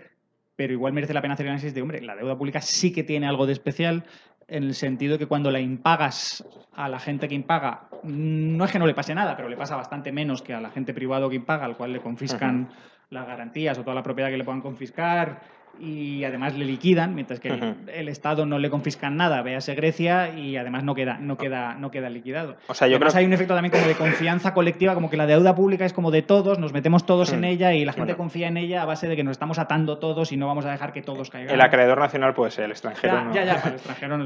No, cuando él dice que no hay nada especial, yo entiendo que se refiere a la valoración del activo financiero, es decir, que la modalidad de valorar la deuda pública o la el sistema o el mecanismo para evaluar la deuda pública tiene que ser exactamente el mismo que en el resto de activos financieros, valor presente de los flujos de caja futuros. Evidentemente, la casuística o la tipología de esos flujos de caja cambiará entre activos, pero que la forma de evaluarlo es lo mismo. Entonces, si no hay flujos, si no hay superávits primarios que vayan a llegar, no puedes abusar de la deuda pública porque entonces, en cualquier caso, se va a depreciar. Y de hecho, lo que tú decías todavía es un argumento para que se deprecie más, porque no podrás realmente avalar creíblemente el pago de la deuda pública. Muchas gracias, Juan Ramón. Te agradezco lo de Minsky porque yo no le conocía y hoy he aprendido bastante gracias a ti. Gracias. Pero mira, una pregunta. Yo, sin ser experto en economía, de historia sí sé bastante más. Me gustaría preguntarte por esa crisis en 1907 que hubo en Estados Unidos, conocida como el pánico de los banqueros, que personas como Minsky o de la escuela de Minsky, keynesianos y neo-keynesianos, argumentan que se debió a la falta de un banco central que pudo haber evitado esa crisis inyectando liquidez en el mercado, ¿no? Es decir, una compañía americana trata de acaparar una parte del mercado, falla en el intento, entonces todos los bancos como reacción retraen toda la liquidez, se pierde la confianza, los depositantes, y la bolsa al final pues acaba cayendo en orden de un 50% de su pico anterior. Entonces te pregunto, ¿qué solución darías tú o la Escuela Austríaca de Economía a una crisis de este tipo que, en boca de keynesianos, puede evitarse simplemente con la existencia de un banco central que inmediatamente después de los hechos inyecte en liquidez y no pase nada? Bueno, yo es que no he cargado contra la existencia del Banco Central. En ningún momento he dicho que el Banco Central deba eliminarse. Yo creo que el Banco Central debe existir. Otra cosa es que no tiene por qué ser un Banco Central público y monopolístico. El Banco Central no es simplemente el banco de bancos. Se llama central porque era el banco que estaba en el centro de pagos de la economía. Y históricamente ahí es donde no ha habido bancos centrales públicos y ha habido alguna modalidad de banca central. Por ejemplo, a mediados del siglo XIX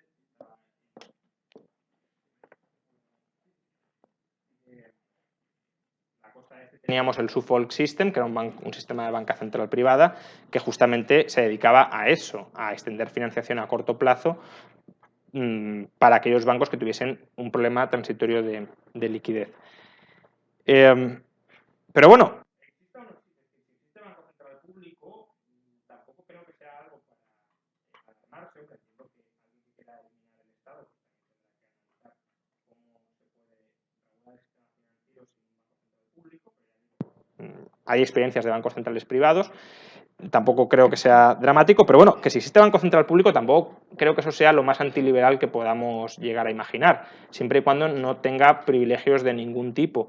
Y si el banco central existe y está sometido, por ejemplo, a un dinero honesto, digamos, patrón oro, y el Banco Central se dedica a proporcionar liquidez, pues bueno, ya he dicho que yo suscribo la recomendación que hace Minsky para el Banco Central, descontar únicamente activos a muy corto plazo y de bajo riesgo para proporcionar liquidez a los bancos en problemas, que es en definitiva la política que prescribía Walter Weishaupt para la banca central, ni más ni menos, prestar ilimitadamente a tipos de interés de penalidad contra buen colateral.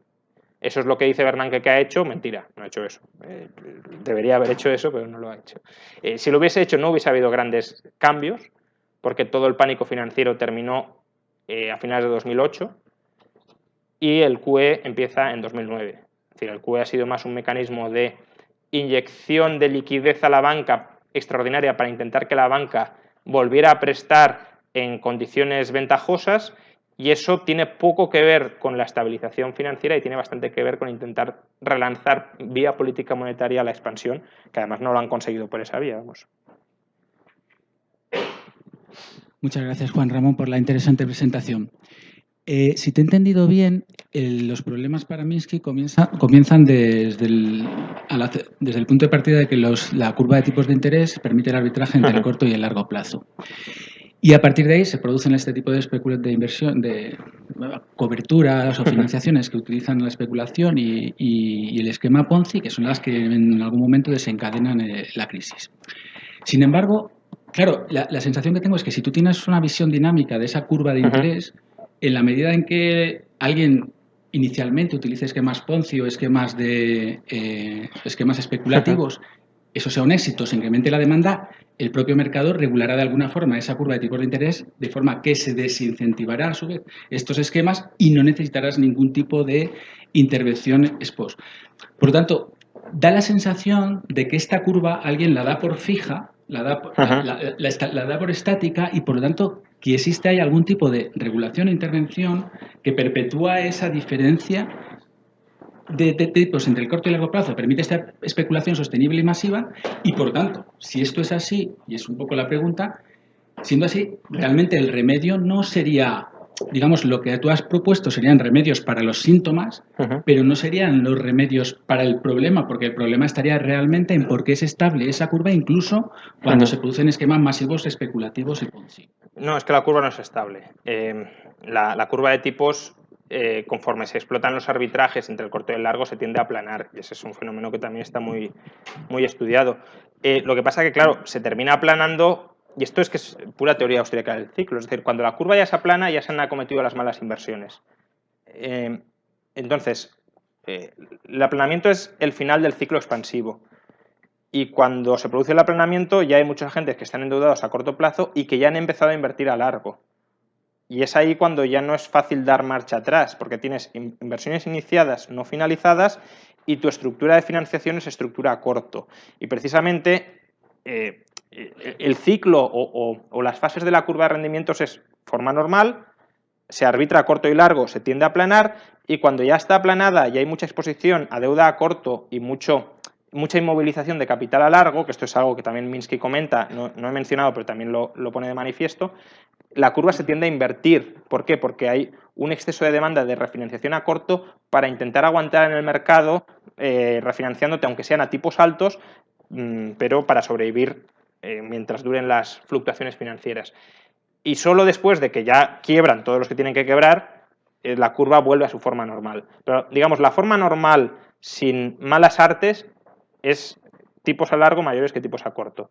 Conforme se explota ese esquema, el diferencial desaparece. Pero cuando ya ha desaparecido ya es tarde. Ya es un problema. Entonces, la cuestión es cómo logramos mantener la curva en su forma normal sin que haya una inducción masiva a arbitrarla. Y ahí es, pues en parte como comentaba Dani, es decir, hacer entender a los agentes el riesgo que ello acarrea. Pero claro, aún así hay problemas porque, como digo, cuando pocos hacen eso, el riesgo no es tal y por tanto hay un incentivo a seguir haciéndolo hasta que ya probablemente sea tarde o empiece a ser tarde. Pero justamente por eso el control descentralizado sí ayuda bastante, porque en cuanto ya hay agentes que empiezan a ver que estamos ante un conato de crisis sistémica, aunque sea suave, ya se empieza a cortocircuitar la financiación y se acelera todo mucho. Por eso los ciclos antes eran mucho más rápidos. Había ciclos de, expansión a muy corto plazo, crisis a muy corto plazo, quebraba algún banco, pero enseguida se estabilizaba. Ahora, como el Banco Central alarga esto, pues alarga los ciclos de sobreendeudamiento, los ciclos de malas inversiones, y luego la digestión es muy complicada, sobre todo si además añades al gobierno con la expectativa de que rescate a todo el mundo, se te junta una posible crisis monetaria, vamos, un despropósito. Aparte, Fernando, el problema es que incluso los teóricos monetarios, muchos liberales de la Escuela de Chicago, consideran que está bien que los bancos hagan descalce de plazos. O sea, no es solo que está bien, que es lo que deben hacer, que si no lo hacen no son bancos. O sea, cuando oyen la palabra arbitraje, dicen, pues hay que hacer arbitraje en la curva de tipos. No entienden a los bancos como meros intermediarios que te cobren una tasa por intermediación, sino que ven que su negocio está en arbitrar sobre la curva. Entonces, y creen que se han demostrado en su modelo que es eficiente, el artículo de Diamond Digby y todo eso. Lo que decías antes, el problema de muchas crisis en Estados Unidos, la historia financiera de Estados Unidos, es verdad que se reclamaba un banco central porque no había un gran banco nacional que proporcionara liquidez a todo el sistema y sobre todo liquidez estacional. Estados Unidos era una economía eminentemente agrícola, 95% agrícola hasta comienzos del siglo XX, y entonces todas las fluctuaciones agrícolas se las tenía que comer malamente el sistema de la banca en Nueva York, que a su vez se la intentaba traspasar a Londres, y entonces todo el resto del mundo les decía, a ver si organizáis un banco central decente y os resolvéis esto vosotros solos. En parte porque los estados además impedían Y, eso y retroactivo. el problema es que no, exacto, es que legalmente no les dejaban tener bancos a nivel Federal. nacional, sino que los bancos eran con un charter estatal en el sentido de 50 estados o incluso unidades locales, el unit branch, sin sucursales. Para contrastar, siempre se pone, o Selgin y Larry White dicen, fíjate en Canadá tampoco tenía banco central, pero al no tener esas restricciones no se comió, o sea, no tuvo crisis de ningún tipo. Otra cosa muy divertida es cómo gestionaban la liquidez. Ellos no lo hacían mediante letras reales, sino mediante deuda pública. Incluso había obligaciones de que tenían que comprar deuda pública. Pero en esos tiempos resultaba que había situaciones contrarias a las de hoy. No había suficiente deuda pública para poder financiar los bancos y poder expandir balances cuando hiciera falta. O sea, había cosas muy, muy paradójicas. Bueno, y de hecho la Reserva Federal, cuando se creó originalmente, el estatuto original es un estatuto bastante impecable, es decir, lo que proponía es solo se puede descontar letras comerciales surgidas en el tránsito de operaciones mercantiles, pero claro, la Reserva Federal se crea en el 13 y en el 14 pues ya estalla la Guerra Mundial, estallan las necesidades de financiación extraordinarias del Tesoro y ya se va modificando el estatuto para permitir la monetización de deuda, ya a partir de ahí 1920 primeras operaciones, 21 primeras operaciones de mercado abierto y ya muta totalmente la práctica del Banco Central estadounidense tal como se lo concibió originalmente, que no era un mal banco central tal como se pensó originalmente. Y Minsky, por cierto, propone volver a algo parecido a eso. Buenas, Antonio Vegas pregunta por el chat que tenemos en... si Minsky hablaba de inestabilidad financiera y de crisis financiera, pero cómo veía él el hecho de que las crisis puedan ayudar a incrementar la prosperidad económica y a eliminar los errores previos de la inversión. Luego, si podrías explicar brevemente lo que era el Minsky Moment, también lo que hablaba ayer, Lenin y tal. Y si crees que se podría utilizar la teoría de Minsky para la teoría base para eliminar los bancos centrales.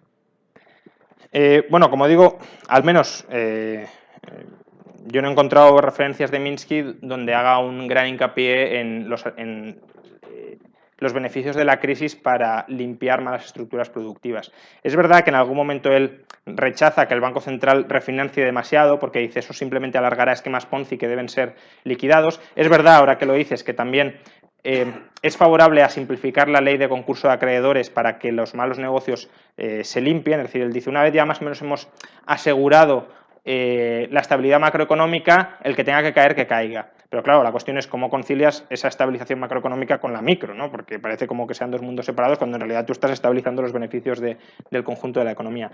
Bueno, el momento Minsky es simplemente el momento de cambio, el momento bueno, el que he descrito como cuando cambian las tornas, no se sabe muy bien por qué, porque entra miedo, pánico, cambian las expectativas, empiezan a subir los tipos, es el punto de inflexión. Y la tercera es si se puede eliminar el Banco Central siguiendo la propuesta de Minsky. Hombre, desde luego el Banco Central tal cual está concebido hoy, sí. ¿Por qué? Pues porque el Banco Central hoy es un gran mecanismo, y lo dice Minsky, para promover esquemas especulativos y esquemas Ponzi. Y ese es el gran problema que Minsky atribuye a las economías capitalistas. Por tanto, si hoy el Banco Central es una máquina de hacer esquemas especulativos y Ponzi, o una de dos, o nos lo cargamos o regulamos. Entonces, ahí ya hay que empezar a mirar qué solución es mejor, si la regulación descentralizada de un sistema de mercado sin banco central o la regulación centralizada de un sistema de mercado con banco central que, como digo, centralizadamente trate de controlar todas las operaciones. Y yo creo que incluso dentro de Minsky, como he dicho, como he leído, se desprende un cierto escepticismo de la capacidad que tiene el regulador para controlar al regulado. Y por tanto, si el Banco Central crea esquemas especulativos y Ponzi, esos esquemas especulativos y Ponzi son un problema y la regulación no funciona a la hora de contrarrestar el incentivo que genera el Banco Central, pues la solución será cargárnoslo. O sustituirlo por algo que no tiene nada que ver con lo que es hoy. Vamos. Volviendo sobre lo de antes, la respuesta que me has dado es básicamente que es el Banco Central el que perpetúa la diferencia, la forma de la curva y el que hace que realmente la crisis se realimente. O sea, digamos, la propuesta liberal sería deja que esas curvas actúen en el mercado. Sí, no se me escucha. Sería deja que esas curvas se reequilibren solas y no perpetúes esa diferencia entre el largo y el corto plazo cuando se están generando esquemas especulativos y Ponzi, porque entonces lo único que haces es cebar la crisis. Por lo tanto, si existe, como yo te preguntaba, un mecanismo que está impidiendo que la curva se corrija Y desde mi punto de vista, claro, la solución no es meter más regulación para corregir los problemas de una regulación persistente, ¿eh? Y entrar en la teoría de intervencionismo de Mises, que ya sabes que nos lleva hasta el fin, hasta que todo esté regulado, ¿no? La solución es impedir que el Banco Central mantenga esa diferencia de tipos de interés entre el largo y el corto plazo cuando hay esquemas especulativos. Casi seguro es lo mismo que evitar un Banco Central público. A ver, no me he explicado bien. Si tenemos una curva de rendimientos, bien, esto es el plazo y esto es el tipo de interés, lo que sucede es que los agentes piden prestado aquí para invertir aquí. A ver, aquí. Bien, entonces, esa traslación de capital de un lado a otro provoca que el tipo a largo se reduzca y que el tipo a corto, quizá, sobre todo en ciertos momentos, aumente. Es decir, hay una tendencia... A ver, que no raya esto ahora. Hay una tendencia hacia el aplanamiento de la curva. ¿Bien? Entonces, yo no estoy diciendo que el Banco Central sea el que perpetúe la diferencia. Estoy diciendo que el Banco Central lo que incentiva es que ese aplanamiento llegue más lejos de lo que llegaría en un sistema de libre mercado. Es decir, en un sistema de libre mercado, imagínate que el aplanamiento llega a algo así. Y que cuando llega a eso, ya la gente empieza a tener miedo y empiezan a dejar de financiar. Pero el Banco Central dice, tranquilos, podéis seguir aquí endeudando. Y esto hace que todavía baje más el tipo a largo y el tipo a largo bajo estimule todavía durante más tiempo el ciclo económico. Ahora, eso es una cosa, que el Banco Central prolongue, agrave las dinámicas de imprudencia financiera, las fases expansivas del boom, evidentemente es así, pero eso no equivale a decir que sin Banco Central no se produciría este arbitraje y que este arbitraje tendría ciertos efectos de inestabilidad financiera. Es verdad que a mi juicio serían mucho menores y que por tanto es una prioridad que el Banco Central deje de hacer esto, ya sea, como decía antes, cargarnos, o te lo cargas o cambia radicalmente las prácticas en las que está incurriendo, en una dirección además bastante convergente con la de Minsky, pero, insisto, el debate de si en un mercado libre podría haber un cierto ciclo, precisamente porque habría un cierto arbitraje de la curva, por tanto una cierta iliquidez generalizada en la economía, perfectamente puede suceder. Bueno, Juan Ramón, hay dos cosas que no he llegado a entender muy bien. Y me preocupa mucho cómo los agentes perciben si están haciendo algo incorrecto o correcto. Y por las dos partes veo, si alguien está arbitrando en la curva de tipos, es porque alguien le está prestando el dinero. Claro. Y el que le está prestando el dinero, ¿por qué no ve que le están prestando dinero a corto para proyectos a largo? Quizá porque es un banco y cree que es lo que tiene que hacer. O luego, a mí lo que más me preocupa es si la cultura financiera de los bancos, ellos ven que tienen que hacer esto, porque si los bancos ven un problema, el problema se soluciona. O sea, ahí me parece extraño que no estamos viendo la otra parte. Y por el otro lado también, en cuanto a los sistemas Ponzi, todos entendemos que son peligrosos, pero es que me da la sensación de que los empresarios, un sistema especulativo o ciertos empresarios, les parece perfecto. Tú dices, yo puedo financiar esto, me da igual no financiar el capital, pero como estoy acostumbrado a renovar deuda, luego lo que me preocupa es si los propios agentes no perciben un problema, ni por el lado de los empresarios con sistemas especulativos, ni por el lado de los quienes prestan, por el lado de arbitrar tipos, es prácticamente imposible de solucionar. O es muy difícil. A ver, ¿por qué los bancos o los intermediarios financieros hacen esto? O incluso, ¿por qué ni siquiera, es decir, podría suceder sin intermediarios financieros? Imagínate una empresa que tiene un pico de tesorería y dice, oye, yo esta semana o estos 2 días, ¿en qué lo invierto? Pues oye, este quiere financiación, me da un 0,30 de interés, pues se lo voy a prestar porque, a ver, no se está cayendo la economía. Si le presto en 2 días seguro que aparece otro. Hombre, si me hablas del bar de la esquina, pues no, pero si me hablas de una empresa de tamaño mediano, etcétera, es muy probable que en 2 días llegue otro para prestarle también a 2 días y con eso me pague a mí. Por tanto, yo obtengo una cierta rentabilidad sobre mi tesorería que si no estaría muerta. Es no entender que la rentabilidad de la tesorería es otra, es el servicio de liquidez que te proporciona, y la tentación es muy clara en un contexto, como decíamos antes, de calma financiera donde no se percibe ningún problema.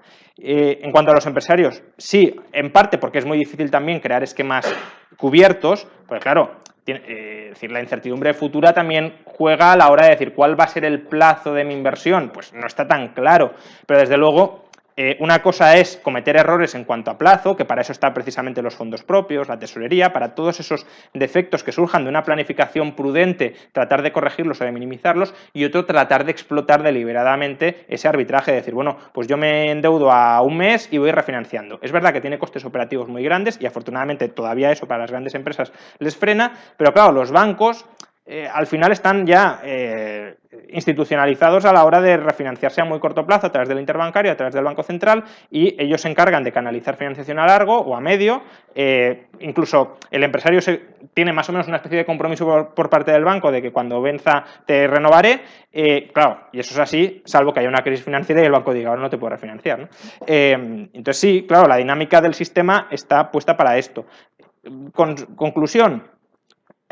Es imprescindible que los agentes sean conscientes del riesgo en el que están incurriendo. Ser conscientes mientras les proteges del riesgo no lo van a ser nunca. Pueden ser conscientes si se tragan el riesgo y dicen, bueno, quizá tengo que ir aprendiendo la lección y me tengo que ir preocupando por estas cosas. Pero como el sistema actual lo que hace es socializar los riesgos de esas prácticas imprudentes vía Banco Central y vía Estado, pues claro, el riesgo moral, como decíamos antes, es gigantesco, y ya no solo riesgo moral para practicarlo, sino incluso para no aprender y para no plantearse las preguntas que se tendrían que plantear sobre qué están haciendo. Cuando has hablado al principio, la parte que me ha parecido un poco más, no sé si difícil de seguir, no tengo claro si la he entendido bien, por eso te la consulto. Precio de oferta, precio de demanda. ¿Esto tiene que ver con la Q de Tobin? O sea, sí. O sea, precio de demanda es el precio del activo como activo financiero sin ver qué hay dentro, sino qué flujos de caja futuro libres va a tener. O sea, Q de Tobin... Y el precio de oferta, le llamas, es...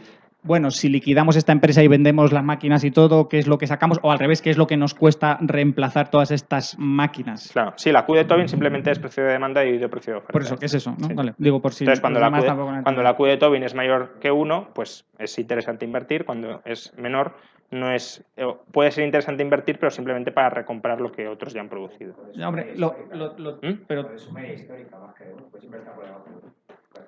Sí, bueno, digo en cuanto a expectativas, ¿no? Luego en cuanto a mercado ya es otra cosa, pero digo, es decir, la idea es, si tú tienes precio de demanda 100, precio de oferta 80, pues es mayor que 1. O sea, si lo divides. Otra cosa es que saques el neto.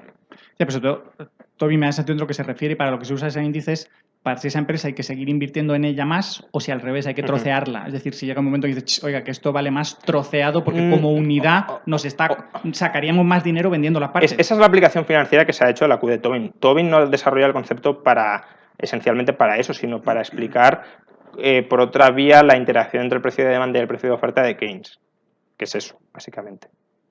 Vale, y no sé si quieres comentar otras cosas que no sé si están en Minsky o no han estado, pero que dicen otros post-keynesianos un poco de estereografón, perdón, tipo la borda, aquello de la inversión es la que genera el ahorro, o sea, no hace falta ahorrar, sino al revés. Hay que invertir un poco como locos, que es la inversión la que genera el ahorro. No sé si esas ideas están en Minsky, pero esos errores son los graves en los que dicen, bueno, todo el mundo tiene que ampliar sus balances y todas las cosas acabarán pagándose ellas solas. No, yo la verdad, bueno, es que al final el concepto de ahorro e inversión es bastante tramposo para todos los que lo utilizan y también para quienes lo utilizan en este sentido. Al final, a un post-keynesiano que dice esto, lo que habría que plantearle es, por el hecho de que una empresa invierta de manera Ponzi, ¿genera automáticamente un esquema cubierto? No. Por tanto, el plazo del ahorro no coincide con el plazo de la inversión. Es decir, si tú inviertes a largo plazo, no estás generando financiación a largo plazo. Por tanto, si tú me quieres decir, contablemente el valor del activo es igual al valor del pasivo, pues sí, es evidente. Pero el plazo de vencimiento de ese activo es igual al tiempo al que los agentes están dispuestos a esperar hasta que lleguen los flujos de caja de ese activo. No. Por tanto, un esquema Ponzi no se convierte automáticamente en un esquema cubierto. Y si eso es evidente, porque no lo niega ningún post-keynesiano, pues olvidémonos de esa tontería de que la inversión genera su propio ahorro. No lo genera. La inversión no genera la estructura financiera necesaria para financiar esa inversión. Y si no la genera, hay una descoordinación entre el perfil del ahorro y el perfil de la inversión, que es justamente lo que denuncian los austríacos. ¿Qué pasa? Los austríacos han creado un modelo ultra simplificado ahorro-inversión tipo de interés y están abiertos o tienen el flanco abierto de la crítica de que ahorro es igual a inversión, pero ellos en ningún momento estaban preocupados por el volumen cuantitativo de ahorro y de inversión, sino por si la estructura productiva se alarga más que el plazo del ahorro, y por tanto estamos hablando de perspectiva temporal, duración del ahorro y de la inversión, y la duración, una inversión de una determinada duración no genera un ahorro de esa misma duración. Vale, y luego hay un debate abierto sobre, bueno, eso lo has comentado al final, que si para qué era el QE realmente, qué es lo que han pretendido, es decir, si realmente los banqueros centrales, Greenspan, Bernanke, otros, hubieran pretendido que esas reservas que inyectaban en la banca, que esas ampliaciones de los balances, llegaran a la economía a través de préstamos. No, yo tampoco he dicho reales. eso, ¿Eh? Que yo no he dicho eso tampoco. No sé si te lo he entendido así. No, he dicho que pretendían cebar de liquidez a la banca para que ésta, digamos, tuviera mayor propensión a prestar, etcétera. No que prestaran esas reservas, entre otras cosas porque no pueden prestarlas. Pero que les sirven como apoyo para apalancarse sobre ellos. Pero que la idea ¿es eso lo que quieren o lo que quieren es simplemente salvar a la banca? Es decir, que no les echen la culpa de, miren, todo el sistema financiero que ahora dices, no, les hemos puesto aquí un colchón enorme.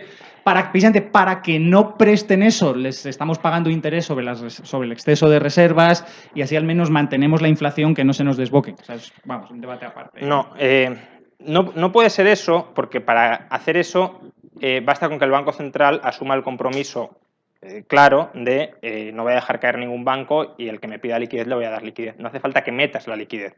Es verdad que puedes decir, bueno, se afianza más, es decir, puede haber algún problema de credibilidad del Banco Central a la hora de si va de verdad a cumplir su palabra, pero es decir, un Banco Central tan activista monetariamente como era el de Bernanke, que ya se había comprobado que estaba dispuesto a hacer todo lo que fuera necesario, y de hecho es que lo de Draghi en 2012, cuando salva el euro, fue una manera de salvar la banca sin hacer QE. Dijo, haré todo lo necesario para salvar el euro, y créanme, será suficiente. No hizo falta que inyectara nada, solo con saber que los bancos que necesitaran podían refinanciarse, ya se estabilizó financieramente la economía de la eurozona. Bernanke podría haber hecho lo mismo, Draghi podría no haber hecho luego el QE. ¿Para qué ha servido luego el QE? Bueno, yo creo que en Europa y en Estados Unidos el propósito fue distinto. En Europa yo creo que es una forma de casi de financiar la deuda pública vía el sablazo a los bancos vía tipos negativos. En Estados Unidos yo sí creo que fue un intento de, bueno, vamos a cargar a los bancos con liquidez para ver si así tienen una mayor propensión a prestar en condiciones más laxas, aparte de que el propio QE ya implicaba una cierta financiación directa a aquellos emisores de la deuda que se estaba comprando, ya sea pública o hipotecaria. Vale, ¿alguien más? Pues ya nos pasamos un ratillo de la hora, pues muchísimas... Sí, muchas gracias, Juan Ramón. Anunciamos que feliz Navidad, bueno, que ahora nos vamos a cenar. Efectivamente. Feliz Navidad a todos. Ha sido un año, la verdad, bastante interesante para el Instituto Juan de Mariana, con muchos cambios, muchas novedades, muchas líneas nuevas de actuación, por ejemplo, a través de los informes, que creo que es un canal que vamos a seguir aprovechando y muy exitoso. También esperamos, pues, este nuevo año ofreceros nuevos productos en la medida, por supuesto, de nuestras posibilidades. Volvemos el 14 con una charla, con el ciclo de conferencias de los sábados. Y bueno, a corto plazo, en el primer semestre, digamos, del año que viene, que es casi la segunda parte del curso, pues ¿qué nos queda? Pues nos queda el Free Market Roadshow, que lo volveremos a organizar este año. El año pasado creo que salió muy bien, que lo disfrutamos todos bastante y este año lo vamos a repetir en marzo. Y, por supuesto, nos queda pues la Semana de la Libertad, Liberacción, el Congreso de Economía Austríaca, que además este año parece que vamos a tener bastante gente de la Francisco Marroquín o más personas de lo normal de la Francisco Marroquín, y la Cena de la Libertad, cuyo premiado todavía no conocemos, pero que va a estar al caer en breve. Por tanto, estén atentos a sus pantallas también para saber quién va a ser. Y bueno, poco más, lo dicho. Feliz Navidad a todos y espero veros el año que viene en las actividades de los sábados y en estos dos grandes eventos, antes de la Universidad de Verano, por supuesto, que tenemos programados para los próximos meses. Muchas gracias a todos.